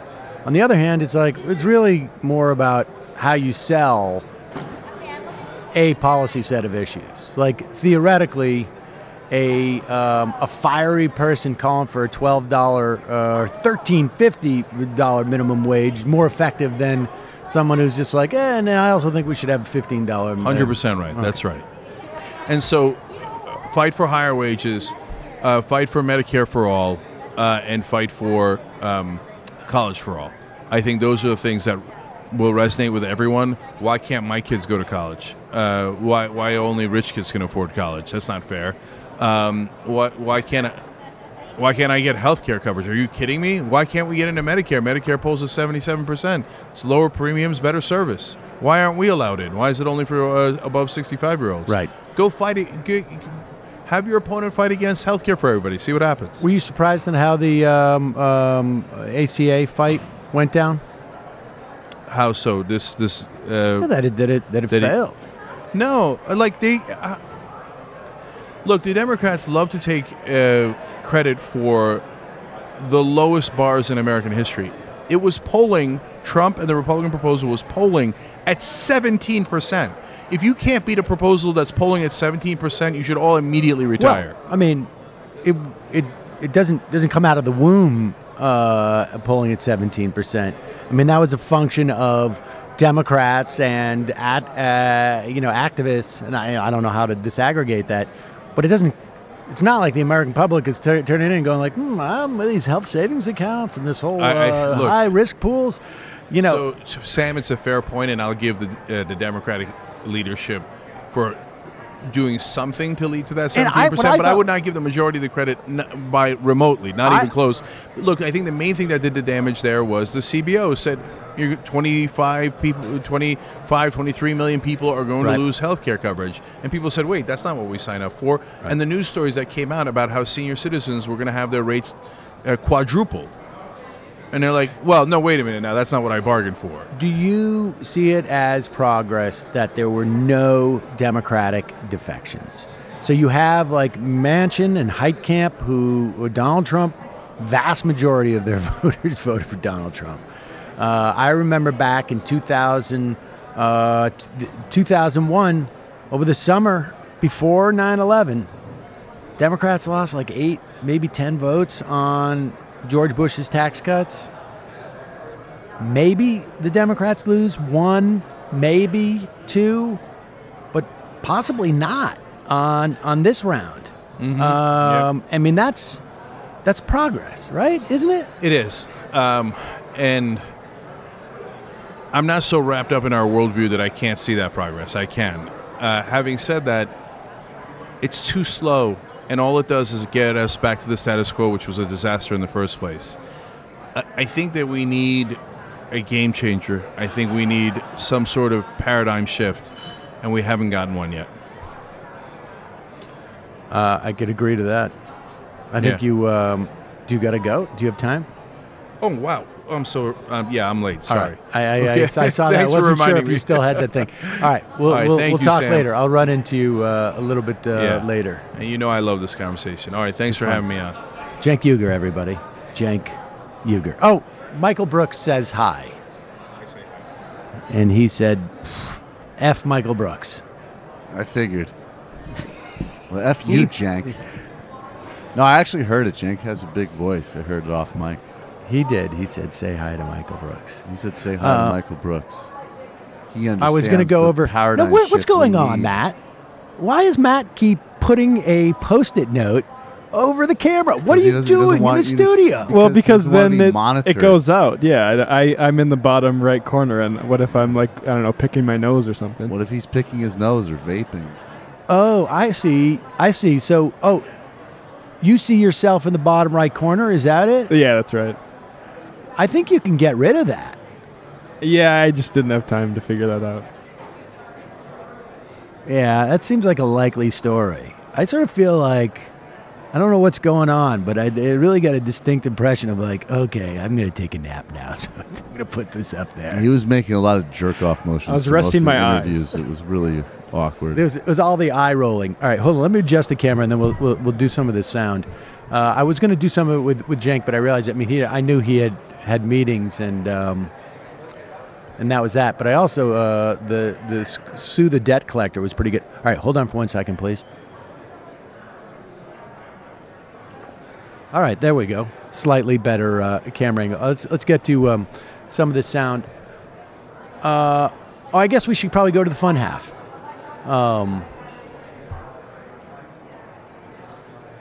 Screw it.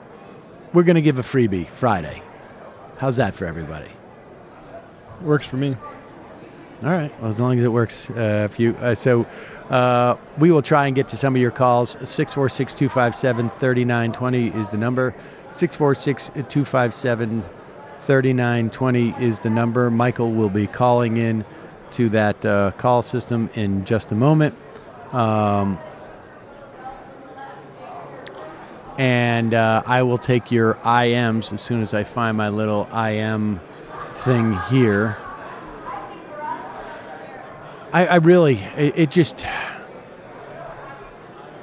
Let's start with this. I mean, speaking about my frustration with George Bush,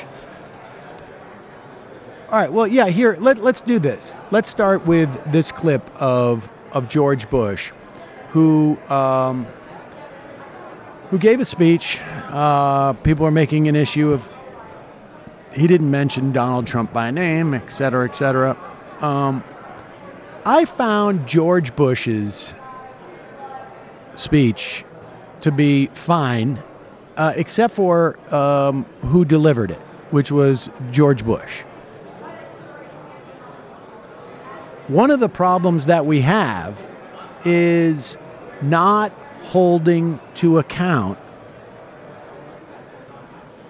our leaders or the establishment, as Cenk, who was just here, said. And this is, this is the dilemma, right? I mean, you want to hold the Democratic Party establishment to account, good. But if you can't hold to account the guy who lied this country into its worst foreign policy disaster ever, who cost the lives of hundreds of thousands of innocent Iraqis, this is Defense Department numbers. Other numbers go up to 500,000, close to 1 million, who caused a refugee problem, 2 million internal, 2 million external refugees, immigrants, fleeing from their country, fleeing from where they lived. Obviously, continues to be destabilized today. I mean, if you can't hold this guy to account, and you need this guy to be the voice of reason, Jesus. All right. Gotta turn the page.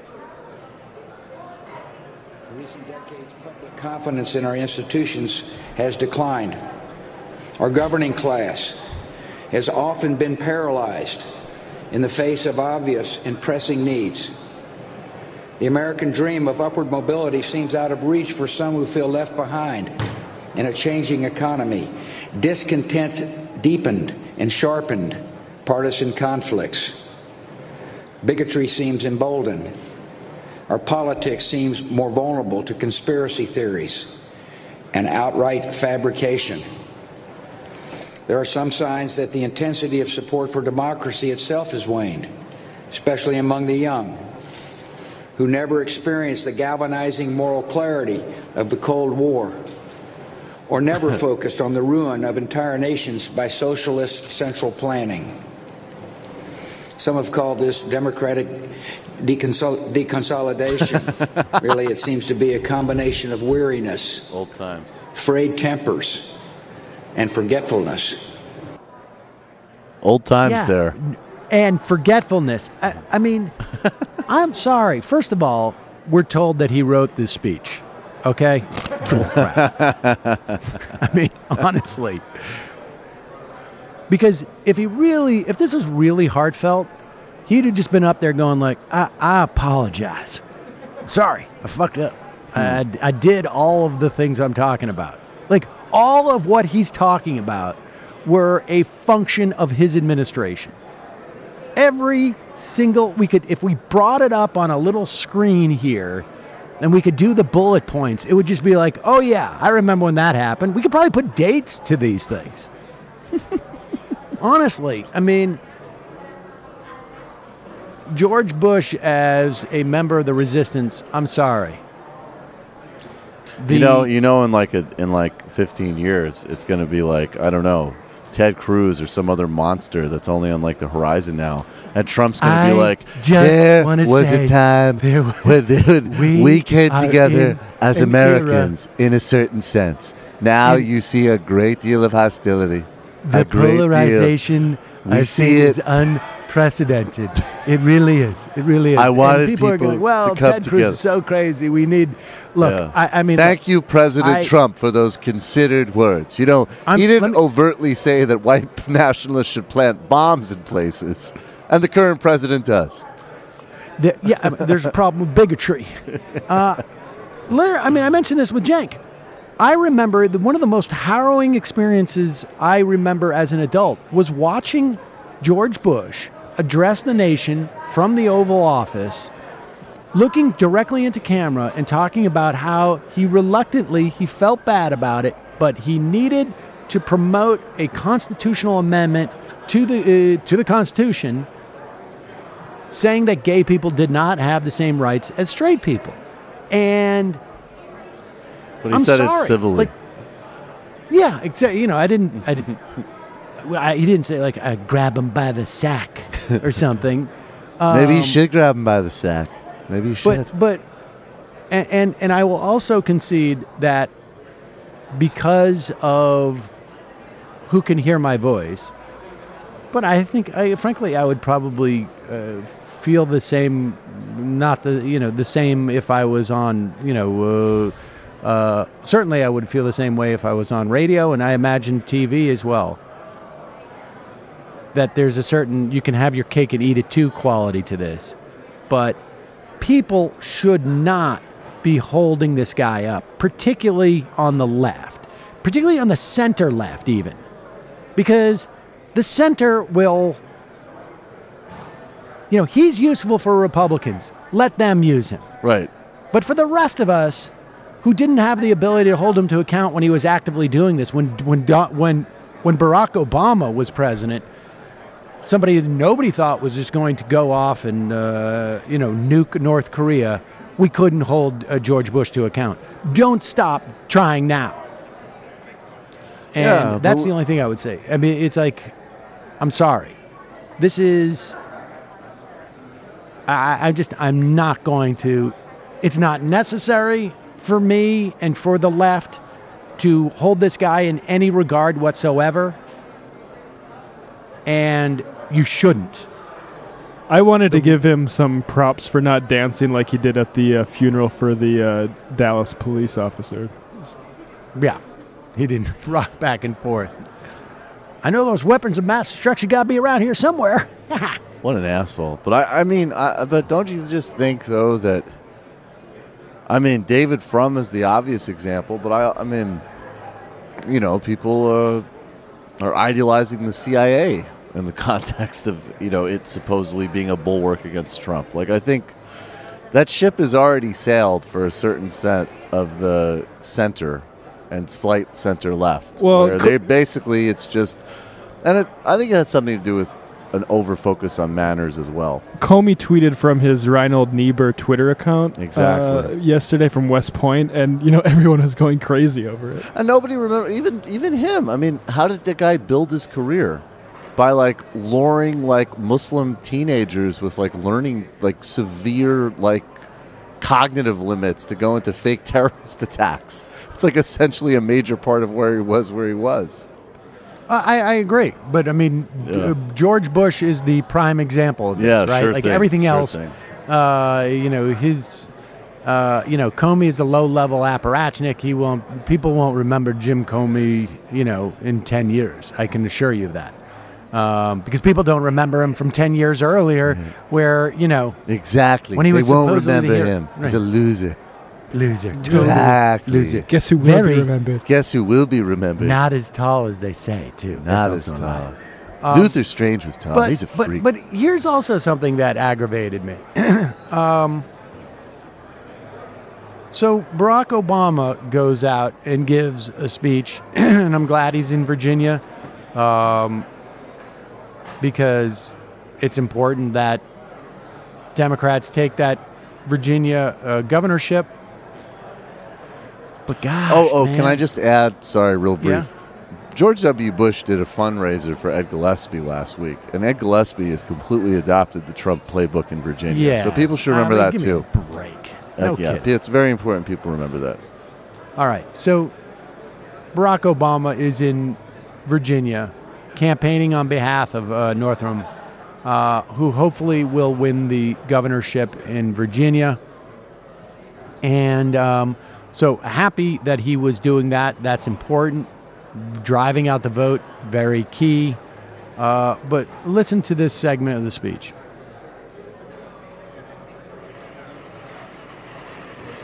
I mean, you notice I haven't been commenting a lot on politics lately. But here's one thing I know. If you have to win a campaign by dividing people, you're not going to be able to govern them. You won't be able to unite them later if that's how you start.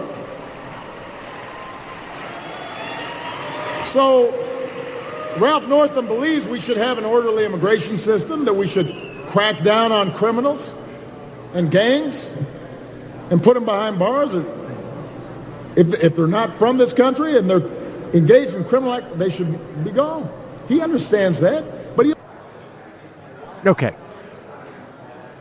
I'm sorry. This whole thing of, like, you can't divide people. Yeah. You know, there's no red America. There's no blue America. Yeah, I remember that. I remember that speech from 14 years ago. The fact of the matter is we are a divided country. We are a divided country, and there is a large chunk of this country that, from the perspective of people who don't want to terrorize immigrants, who don't want to allow billionaires to amass massive fortunes, wreaking havoc down the income distribution throughout our society, in terms of allowing for the poisoning of our air, of our climate. I mean, there's a huge chunk of Americans who are just, they have a different program, and they are immovable. And I hope that if there is a mirror image of myself at a different conference of corporations that are looking to harm people for profit, and he's doing his little podcast, that he's saying, like, we can never reach those people. I hope that's the case, because it is. And to pretend otherwise is basically more of Obama's ideology and strategy and tactics and delusion that has put us in, maybe it's a personal delusion. I think it is, but maybe regardless. No, it definitely is, but whatever. Go ahead. Yeah. But we, the Democratic Party, the ability for the left to influence where we're going has been decimated. And, you see all this debate about the DNC. The DNC is, when Howard Dean ran the DNC, I'm not talking about his politics, but just sort of like the core competency and the sort of like measure of populism that was involved in understanding we need to actually staff offices in 50 states. That all was immediately shattered with Barack Obama. And so even in a moment like this, where there's Democrats who are looking to run in different states around the country. I met a guy last night who was talking about maybe running for state senate in St. Louis. And I was like, there's no paid apparatus for you to run. And Republicans have it. And that's just simply a decision. It's not like there isn't money for this. The Obama, as the head of a political party, was a disaster, and there's no debate or dispute about that. The Democratic Party lost literally 1,000 seats across the country during his 8 years, and the repercussions are huge.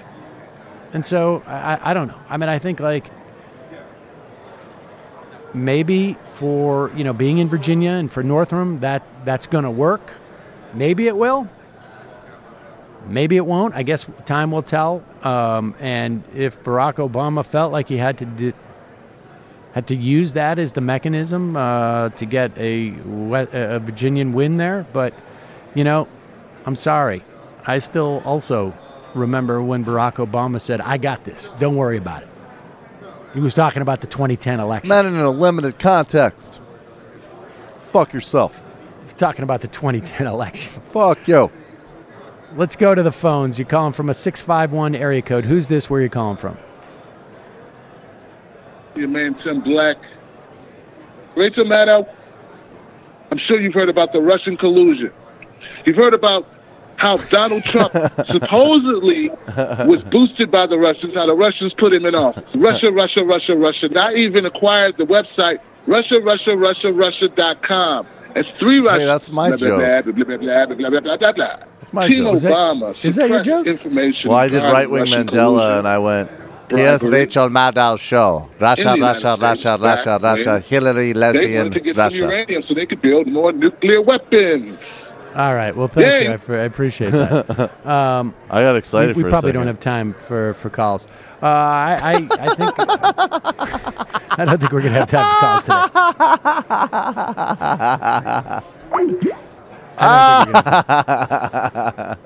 I'm sorry, folks. No calls today. Wow. Well, I just realized what time. You guys have really been slacking on the calls. Except for I thought Anthony Scaramucci's call was pretty amazing. That was pretty good. No, that call was pretty good too. It's just I just realized it's almost 2:00, and I want to get to some You have like IMs a and go through finite couple amount of sounds. time on planet Earth, Yeah. and you don't want to hear Tim Black. That's right. So yesterday, Richard Spencer was at the University of Florida with $600,000 worth of security. And he about half the room was full. They seemed to cordon off all the seats in the first half. I'm not sure if that was by design of the audience or what. And here is some video and audio of how Richard Spencer was greeted by the other half of the room. This is not safe for work, folks. I guess it depends on where you work. But here he is. He walks out, and here's the audience.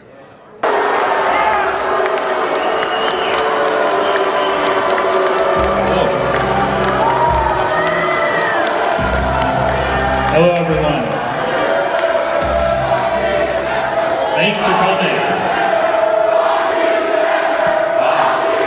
Yes. It's a great greeting.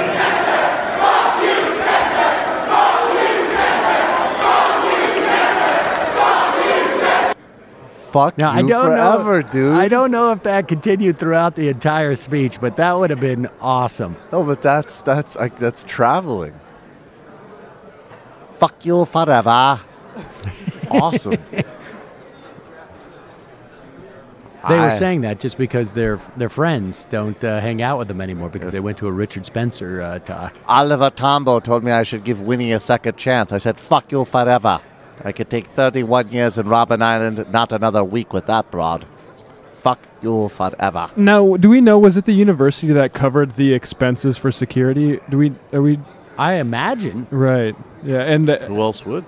Well, apparently, I saw I'm sure reports he has that they got to decide which journalists were allowed in there at that moment, which, I mean, it's just like really the free speech elements of this is just... Well, the John Kelly stuff was also... Can we let's play some of this John Kelly stuff now we're talking about. I mean, yeah, this is... Yesterday was such a messed up day. It's just insane.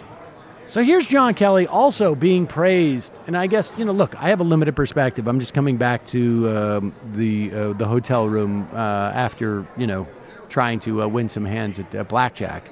And I turn on MSNBC, and largely speaking, John Kelly was being like, he gave a really heartfelt, and he may have, but he also completely maligned a congresswoman who just happened to be a very close friend and mentor of the family and of the man who had been killed in Niger.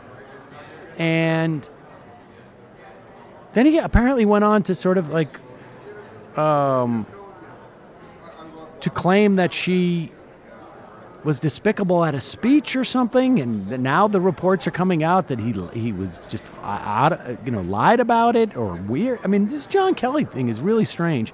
And then he's also getting praised for this little segment where he talks about, where I guess ostensibly, in John Kelly's mind, he's really concerned about what's going on with Harvey Weinstein.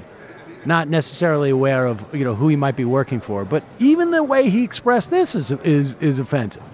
It was where he wanted to be, exactly where he wanted to be, with exactly the people he wanted to be with when his life was taken. That was the message. That was the message that was transmitted. It stuns me that a member of Congress would have listened in on that conversation. Absolutely stuns me. Yeah. And I thought at least that was sacred. Yeah, exactly. You know, when I was a kid growing up, a lot of things were sacred in our country. Women were sacred and looked upon with great honor. That's obviously not the case anymore, as we see from recent cases. In a certain Life, sense. the dignity of life is sacred. That's gone. Religion, that seems to be gone as well. Yeah. Gold Star families, I think that left in the convention over the summer. Pause it for a second. Pause it for a second. Right. Okay, let's go down the line here. Women were sacred. Grab her by the pussy. Now, let's honestly, like, all right. The low hanging fruit Yes, here is, okay. hey, your boss is a total scumbag to women, and he's 77 or 70 or however old he is. You want to go historical on this? I don't know what day you think, like, oh, back when he was in his 30s, Trump was really, really treated women as sacred. I used to read Gloria Steinem before syphilis rattled my brain. That's the low-hanging fruit. But let's be clear. This type of assault and sexual harassment of women was going on back then. It's just that women didn't say anything about it. They didn't have the ability to expose it. But we It's did not like it in there's an some honorable new- way. You would buy her chowder after you assaulted her, and the norms are just disappearing.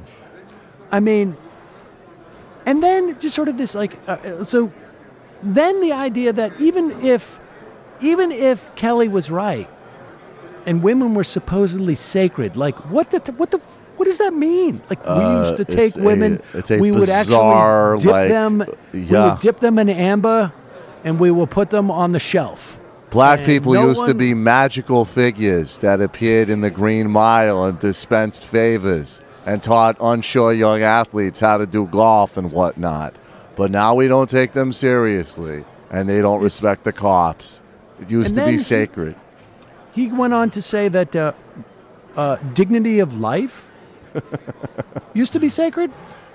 What does that mean? Is he talking about abortion? Abortion used to be illegal? We used to wipe those yellow-faced friggin' Viet Cong off the face of the earth with napalm to make life safe for human life. Yeah, as we an example. Totally respected the dignity of life. Like, remember when we killed all those Iraqi civilians?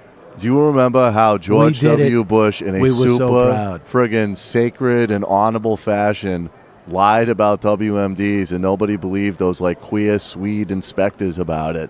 And then we killed hundreds of thousands of fucking Iraqis all over the place.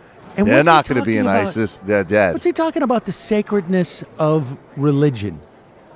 Is John Kelly really getting up there and starting the war on Christmas with us? I think religion is pretty innately sacred over there, mind, brain. What part of this Or are you is he not talking getting, Jew about- boy? Is he talking about, like, it used to be where we respected the church enough that we would not tell on priests who were molesting children? When I was a now, kid, it's like Bobby open season. McFinnigan got tag teamed by two priests. And no one in the neighborhood said anything about it because we respected the church. Now it's open season. You can just I got expose molested. any- I got abused when I was 11. I guess now I personally have the right to reverse thousands of years of human history and destroy a great institution because Father McFinnigan giving me a handy is such a big deal. What a narcissistic culture. And let me just add, too, this scumbag oversaw the DHS when ICE started to make it illegal to basically be here with your family.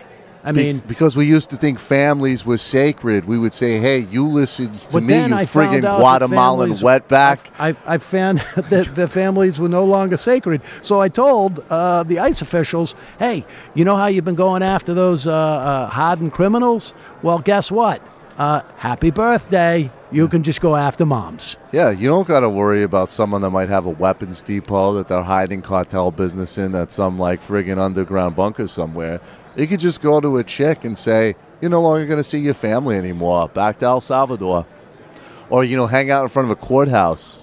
10 out of 10. Good job. 10 out of 10, guys. Good job. But you know, John's right. Nothing's sacred anymore. Unbelievable. Did you ever see Bagga Vance? We used to respect black people in this country. They were magical beings. They were sacred. All right, Alex Kapp. Cenk is an example of why progressivism stagnates. First of all, it's all just talking points. Second, and this applies to many liberals, but let's think of things that people like Cenk don't think are uncrossable lines. White supremacy, Nazi apologia, his policies on global warming, the racist travel ban, being a sexual assaulter. Things people like Cenk do think are uncrossable lines. Being mentally ill, being a maniac, being crazy. I don't get it. I'm not sure I totally follow what you're saying. I am Jimmy Sullivan. Can I ask something quickly? If we shied away from talking about people like Trump being mentally ill and stayed away from that verbiage, but is it fair to say that he has like a personality disorder, which is dangerous for the public? Like, I mean, there's no way to not talk about Trump that doesn't acknowledge some of his unique mental properties. I think mental instability is the best. Okay. Because people with mental illness, if they're being treated, are stable and productive and whatnot. Right, of course. I don't know if Donald Trump is being treated. I don't know if he actually has a clinical. I'm not capable of making any type of clinical diagnosis. But I feel like mentally unstable seems to be a fair assessment of the issue, it's not a mental instability is a description of what he's manifesting, as opposed to a condition that he has. That's true, but I think that what is upsetting people is that most mental, things like dealing with depression or anxiety or schizophrenia are things that can really marginalize people, and they're internally suffering. They're not a threat to the public, right?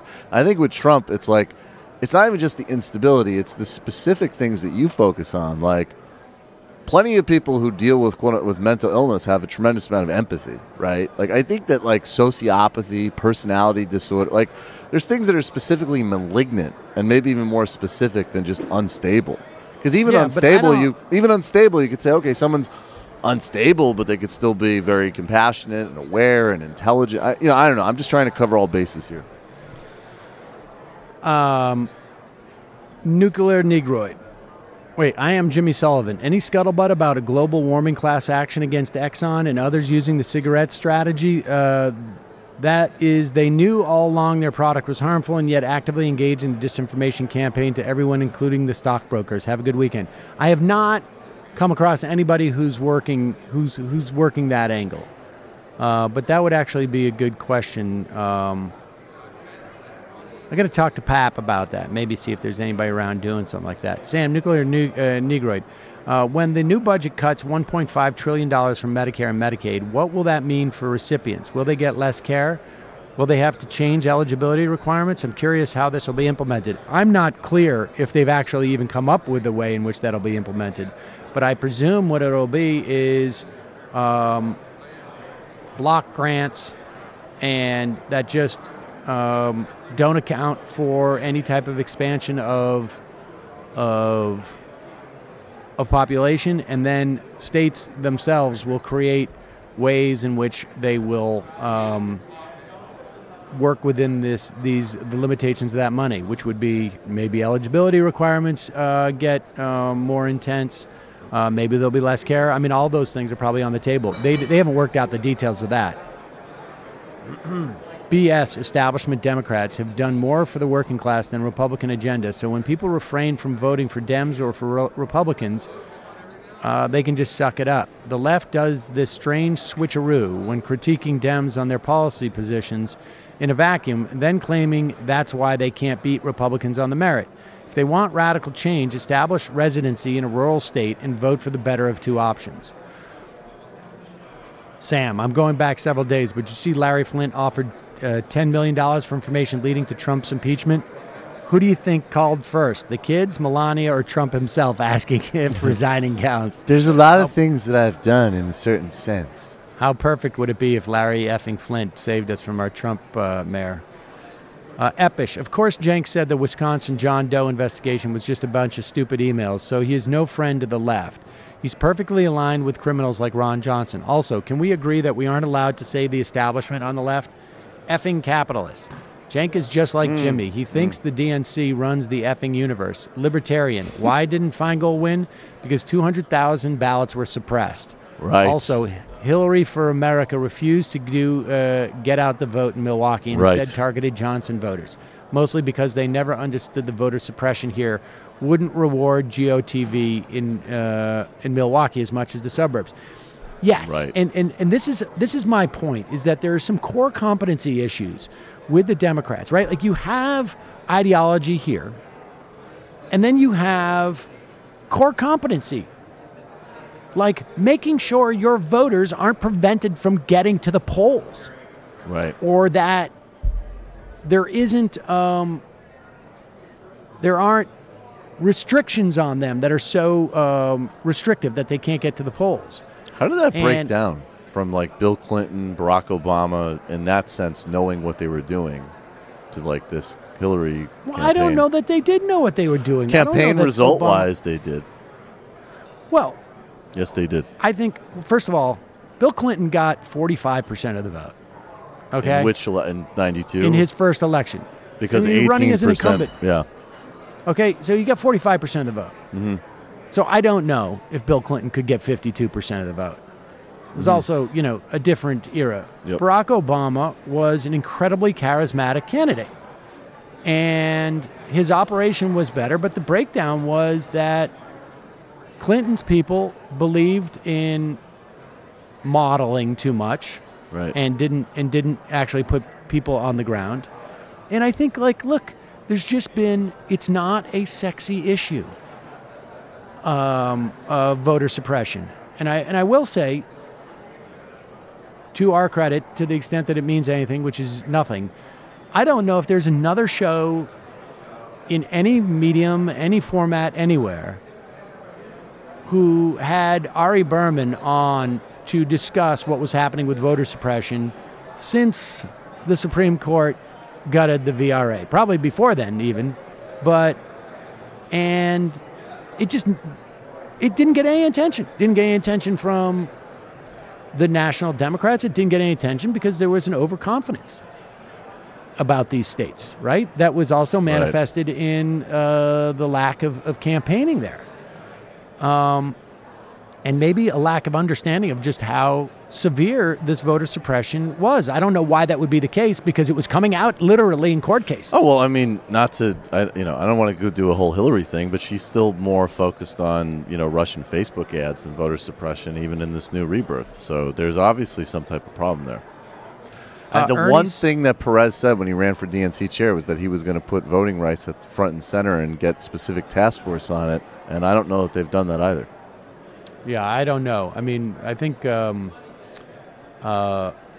Holder and Obama are working on those things, but I think they're working on it from a legal perspective. Yes. And I think there was a very good point in the Ari Berman piece in Mother Jones, and we'll talk to Ari about this next week, that the left is going to have to go on the offensive, that simply trying to pursue this through the courts at this point is becoming harder and harder, because the moon is in the middle of Lake Michigan, and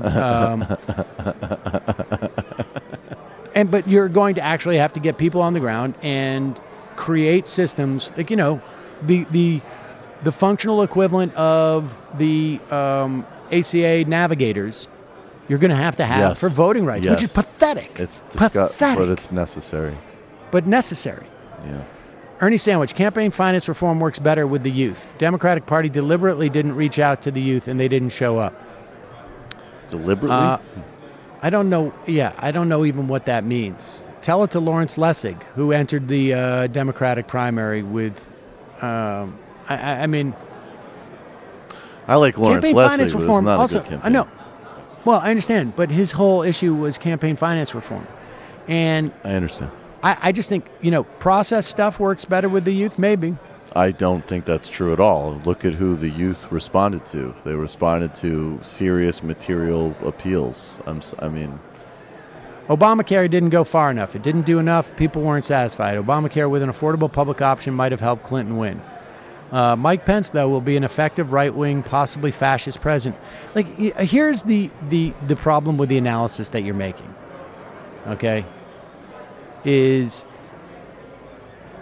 the Republican Party didn't promote any of these values, and so there has to be a more nuanced look at this.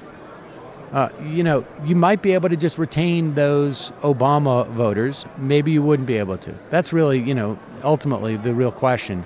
You can get a certain amount of people who aren't voting, but that's a very difficult thing to do, and I don't think it's just necessarily out of disgust, but I don't know. Mike Pence, though, will be an effective right-wing, possibly fascist president. He's right in line to gain power, and his calming personality hides his religious extremism and complete horribleness. The only thing I can tell you is in Indiana, he was a very unpopular governor. If he did not get selected as VP, his career was over. And I would not only that, if he wasn't so unbelievably unpopular, I bet he would have turned it down. Chris Burdick, I am very interested in hearing some of Russ Feinberg's policies. Sorry, I had a brain fart. New Human. Cenk needs to believe this Bush reasoning that it's not harmful to selectively give platform to otherwise problematic figures because of TYT's crapshoot repertoire.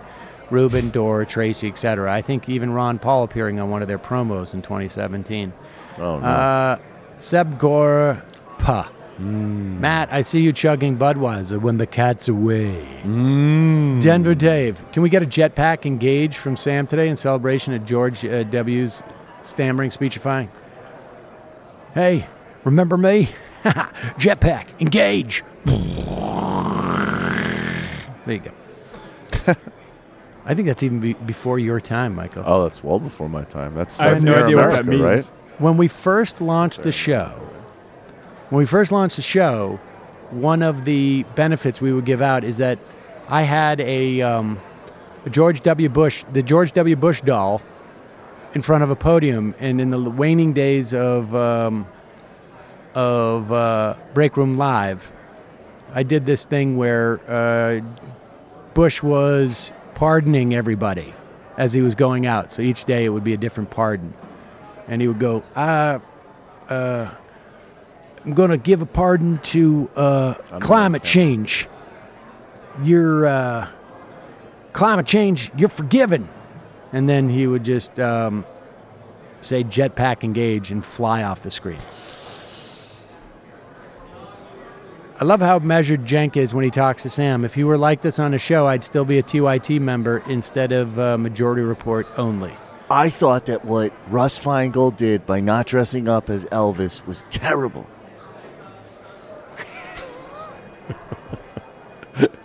Such a fucking instigator. You. Yes, I'm sorry, but I mean, Yeah. I love Cenk. I love how you build qualifier. in the critique to your own to what you're doing. I appreciate that. Well, I have some self-awareness, but at the same time, I have to say, like, Russ Feingold losing because he didn't dress up as Elvis anymore, for me, was a bit of a, yeah, right.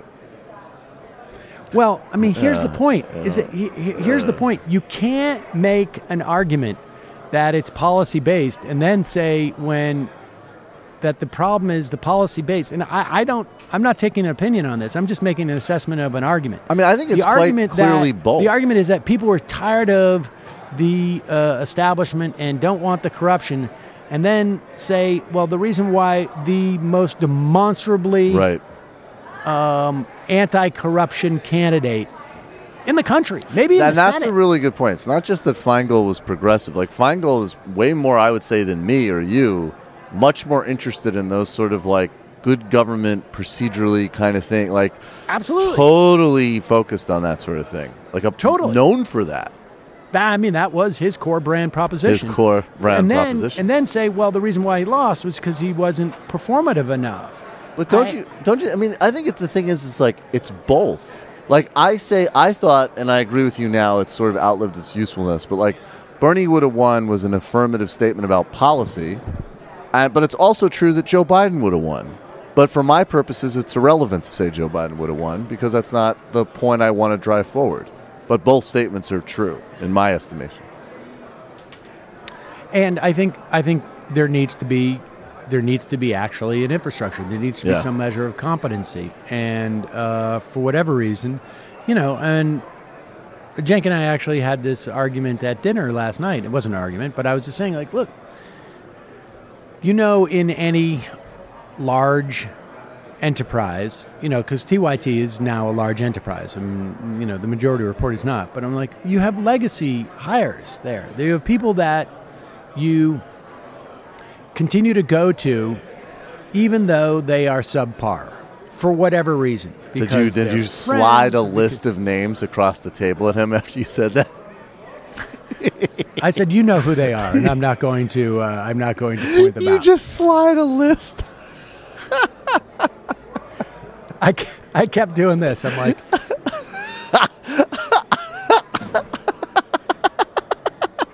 as I was talking, he's like, I can't. He said to me, I said, I can't see you. Why do you keep putting your hands in front of your face? I'm like, oh, nothing. But the point being that there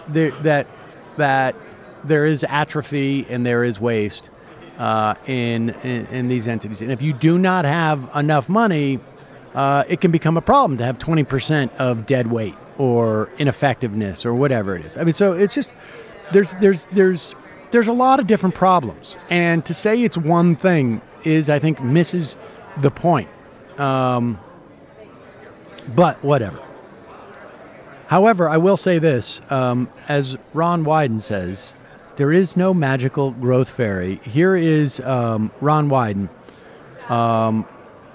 talking about the tax cuts that are coming down the pike. I don't know if the budget has been ratified or has been voted upon, but this is just setting up tax cuts. Here's Ron Wyden. Driven by partisanship and reconciliation, which is why I want to strike those instructions. What's actually on paper, not what's said in the speeches or in sound bites and the like, what's on paper is the Republican plan doesn't close the most egregious, enshrines them as permanent features in our tax law. That's contrary to what the president said he wanted to do, and it certainly isn't a tax recipe focused on the middle class. Now, one of the individuals that has been most out in front of the cameras selling the Trump tax plan to the public is the Treasury Secretary. Good. Now, a few weeks ago, the Secretary doubled down on the failed experiment that tax cuts pay for themselves. Now, forget the history that shows that isn't true. The Secretary Mnuchin said that the Trump tax cuts won't just pay for themselves, they'll raise an additional $1 trillion in revenue on top of their own costs. The fact is, Mr. President, there is no magical growth fairy, no unicorns, no kind of growth fairies that are going to somehow spring to life if this tax cut plan becomes law. I mean, I still am bewildered by, Wyden's right, but I am bewildered by the failure of Democrats not to say the words, "Look at Kansas." We have seen this play out. This experiment has played out. Arthur Laffer, one of the architects of this theory that the more you cut taxes at a certain point, the more returns you get because it creates such growth. This whole dynamic scoring theory, the whole supply side economics theory was basically full on. Kansas became ground zero for this experiment under Sam Brownback. And in 2012. And by last year, the Republican-controlled State House rolled back all of it because it was such a massive disaster for the state of Kansas.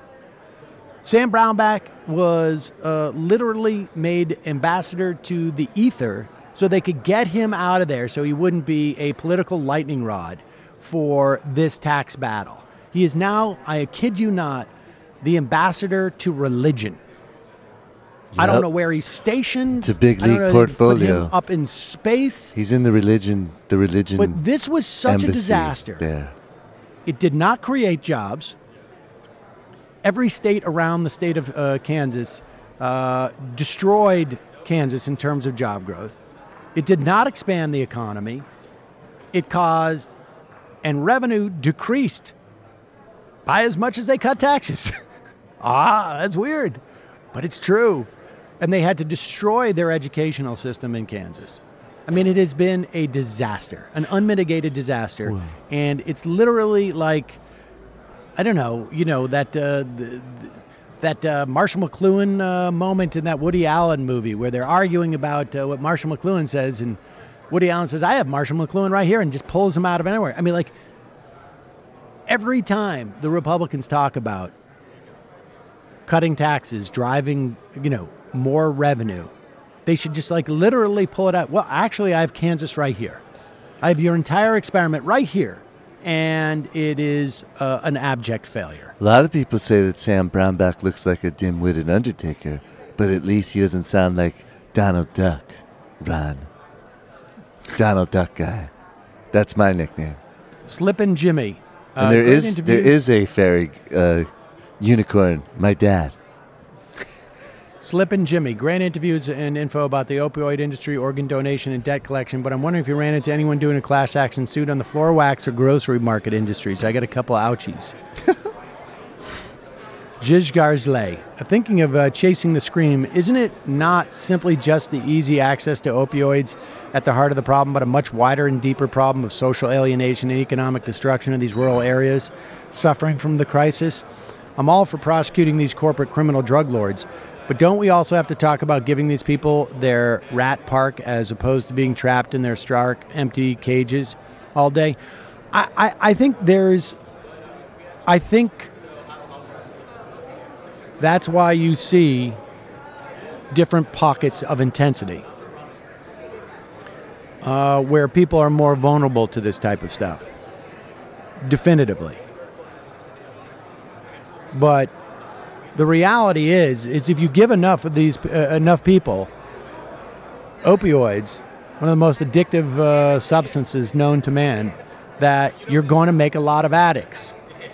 I mean, I do think that people living in poor and desperate areas are far more susceptible to it and feeling bereft, far more susceptible to it.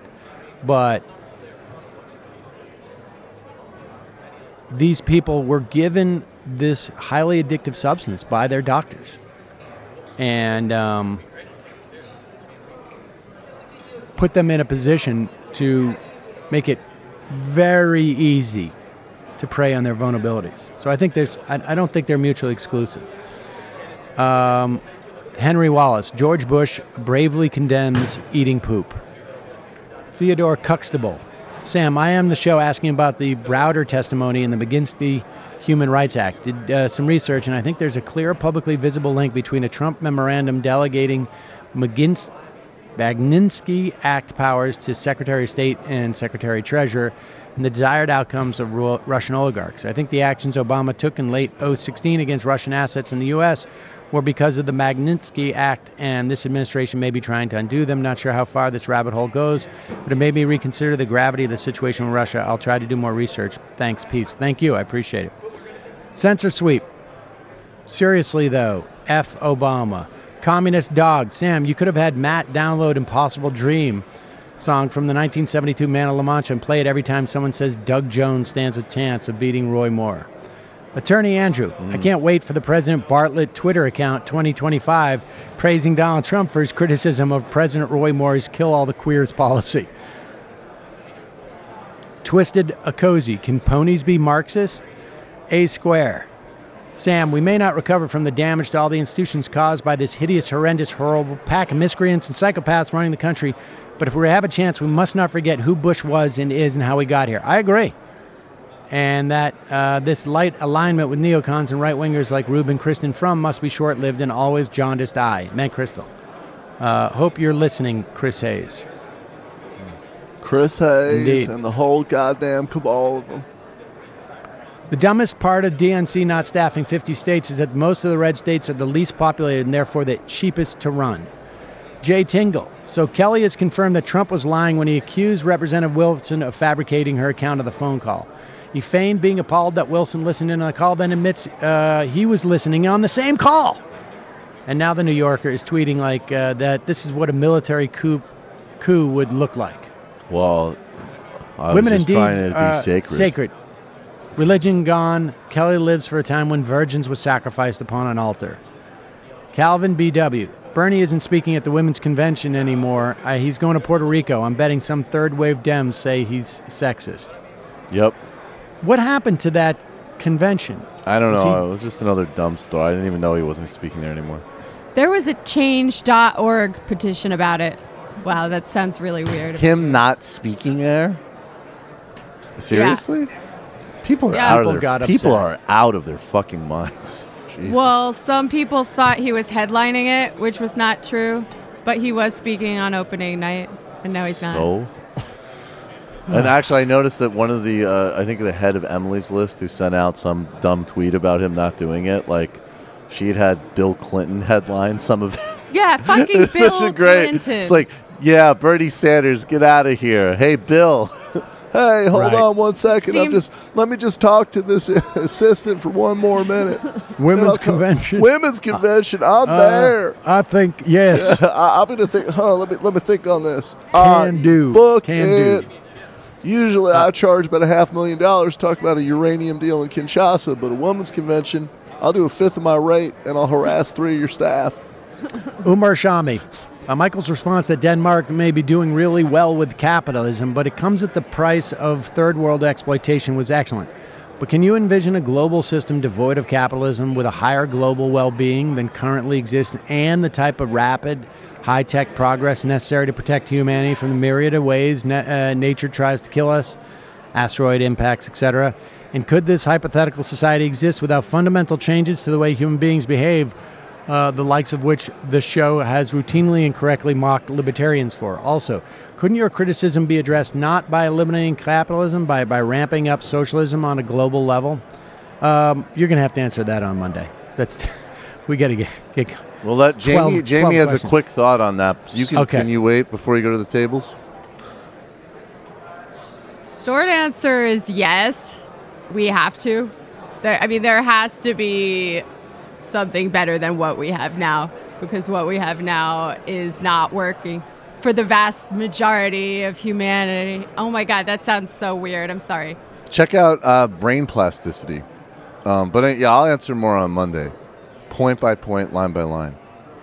How dare a member of Congress who was accompanying a widowed constituent to receive her military husband's dead body listen in on a call that was put on a speaker?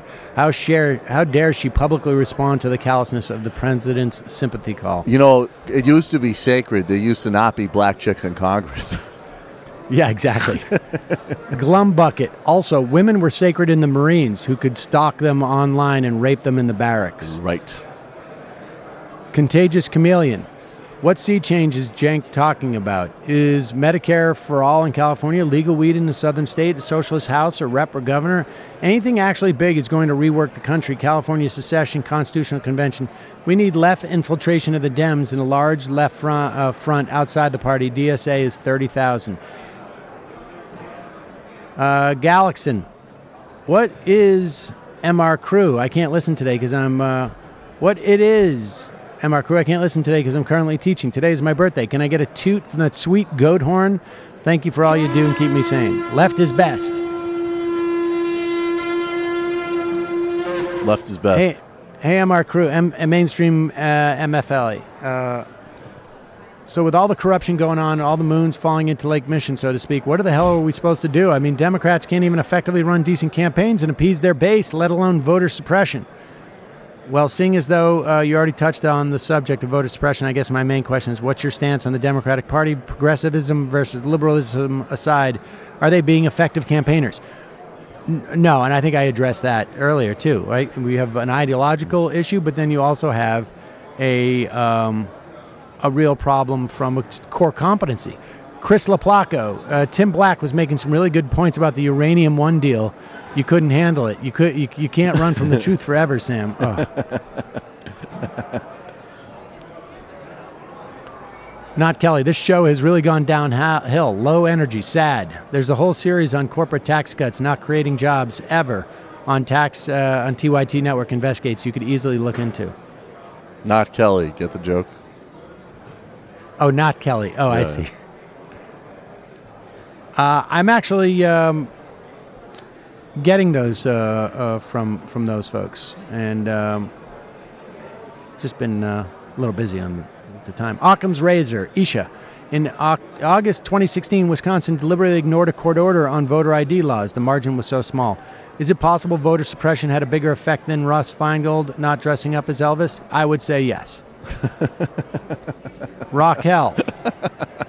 Hey, Sam, my buddy told me the story of Buddy Dwyer yesterday. We were listening to the Filter song. I had never, ever heard of it. Mind blown. Is Buddy Dwyer the guy from Pennsylvania? I don't know. I'm not sure.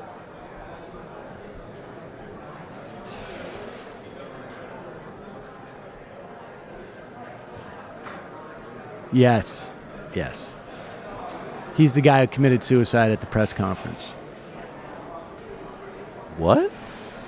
I've told you about that. Oh. That was like a big videotape that was going around when I was back in the day. Horrible story. That's really just depressing. Horrible. Oh, yeah. Hugo Ball. Hi, guys. I would love to hear your blackjack techniques. I'm in San Francisco, afraid that many well-meaning rich folks could be called on a bank to roll left pushback. The Kochs and Mercers are fairly dubious groups of Antifa Proud Boys meetups set up in the Mission with no problem. I can't make that out. I'm sorry. I am a Kelly. Religion used to be sacred. Then Governor Brownback showed up. Our prophet laugher, Puba, has been blasphemed. Newberman.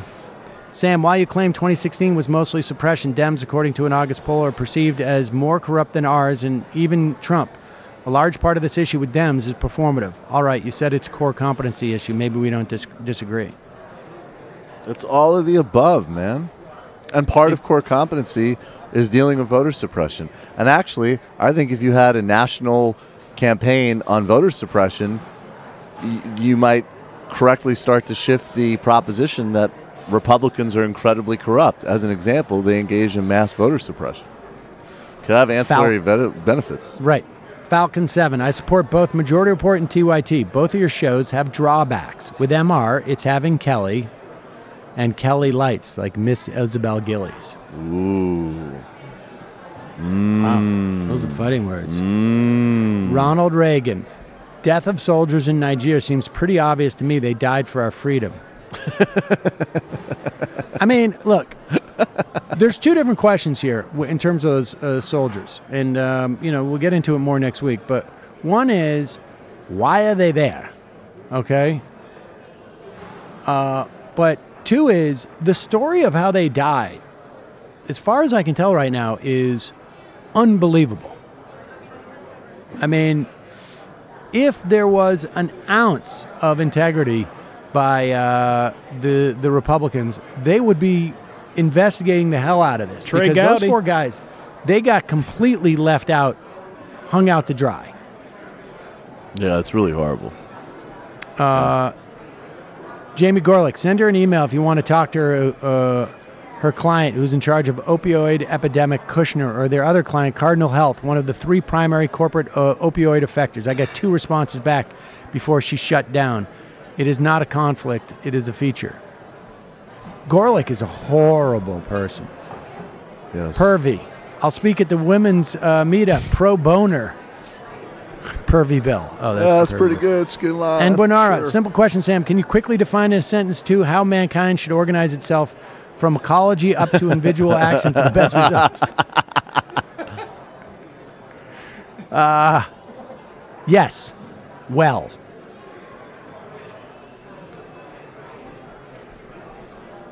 Snow White Peach. DNC coup against Ellison. I don't know. They didn't need to bring him in the first place, but any good apples at the casino buffet? All right, folks. That's it for me. We'll be back on Monday. Have a great weekend. Don't forget, you can support the show by becoming a member at jointhemajorityreport.com. Until then, bye-bye. It might take all the strength I got to get to where I want, but I know somehow I'm gonna get there. I wasn't looking when I just got caught between the truth and the light bar, but finding out won't make me feel any better. Yeah, I know the clock is ticking, but the meds are gonna kick in, and my pilot light shining bright. I get somewhere the choice was made for the option where you don't get paid.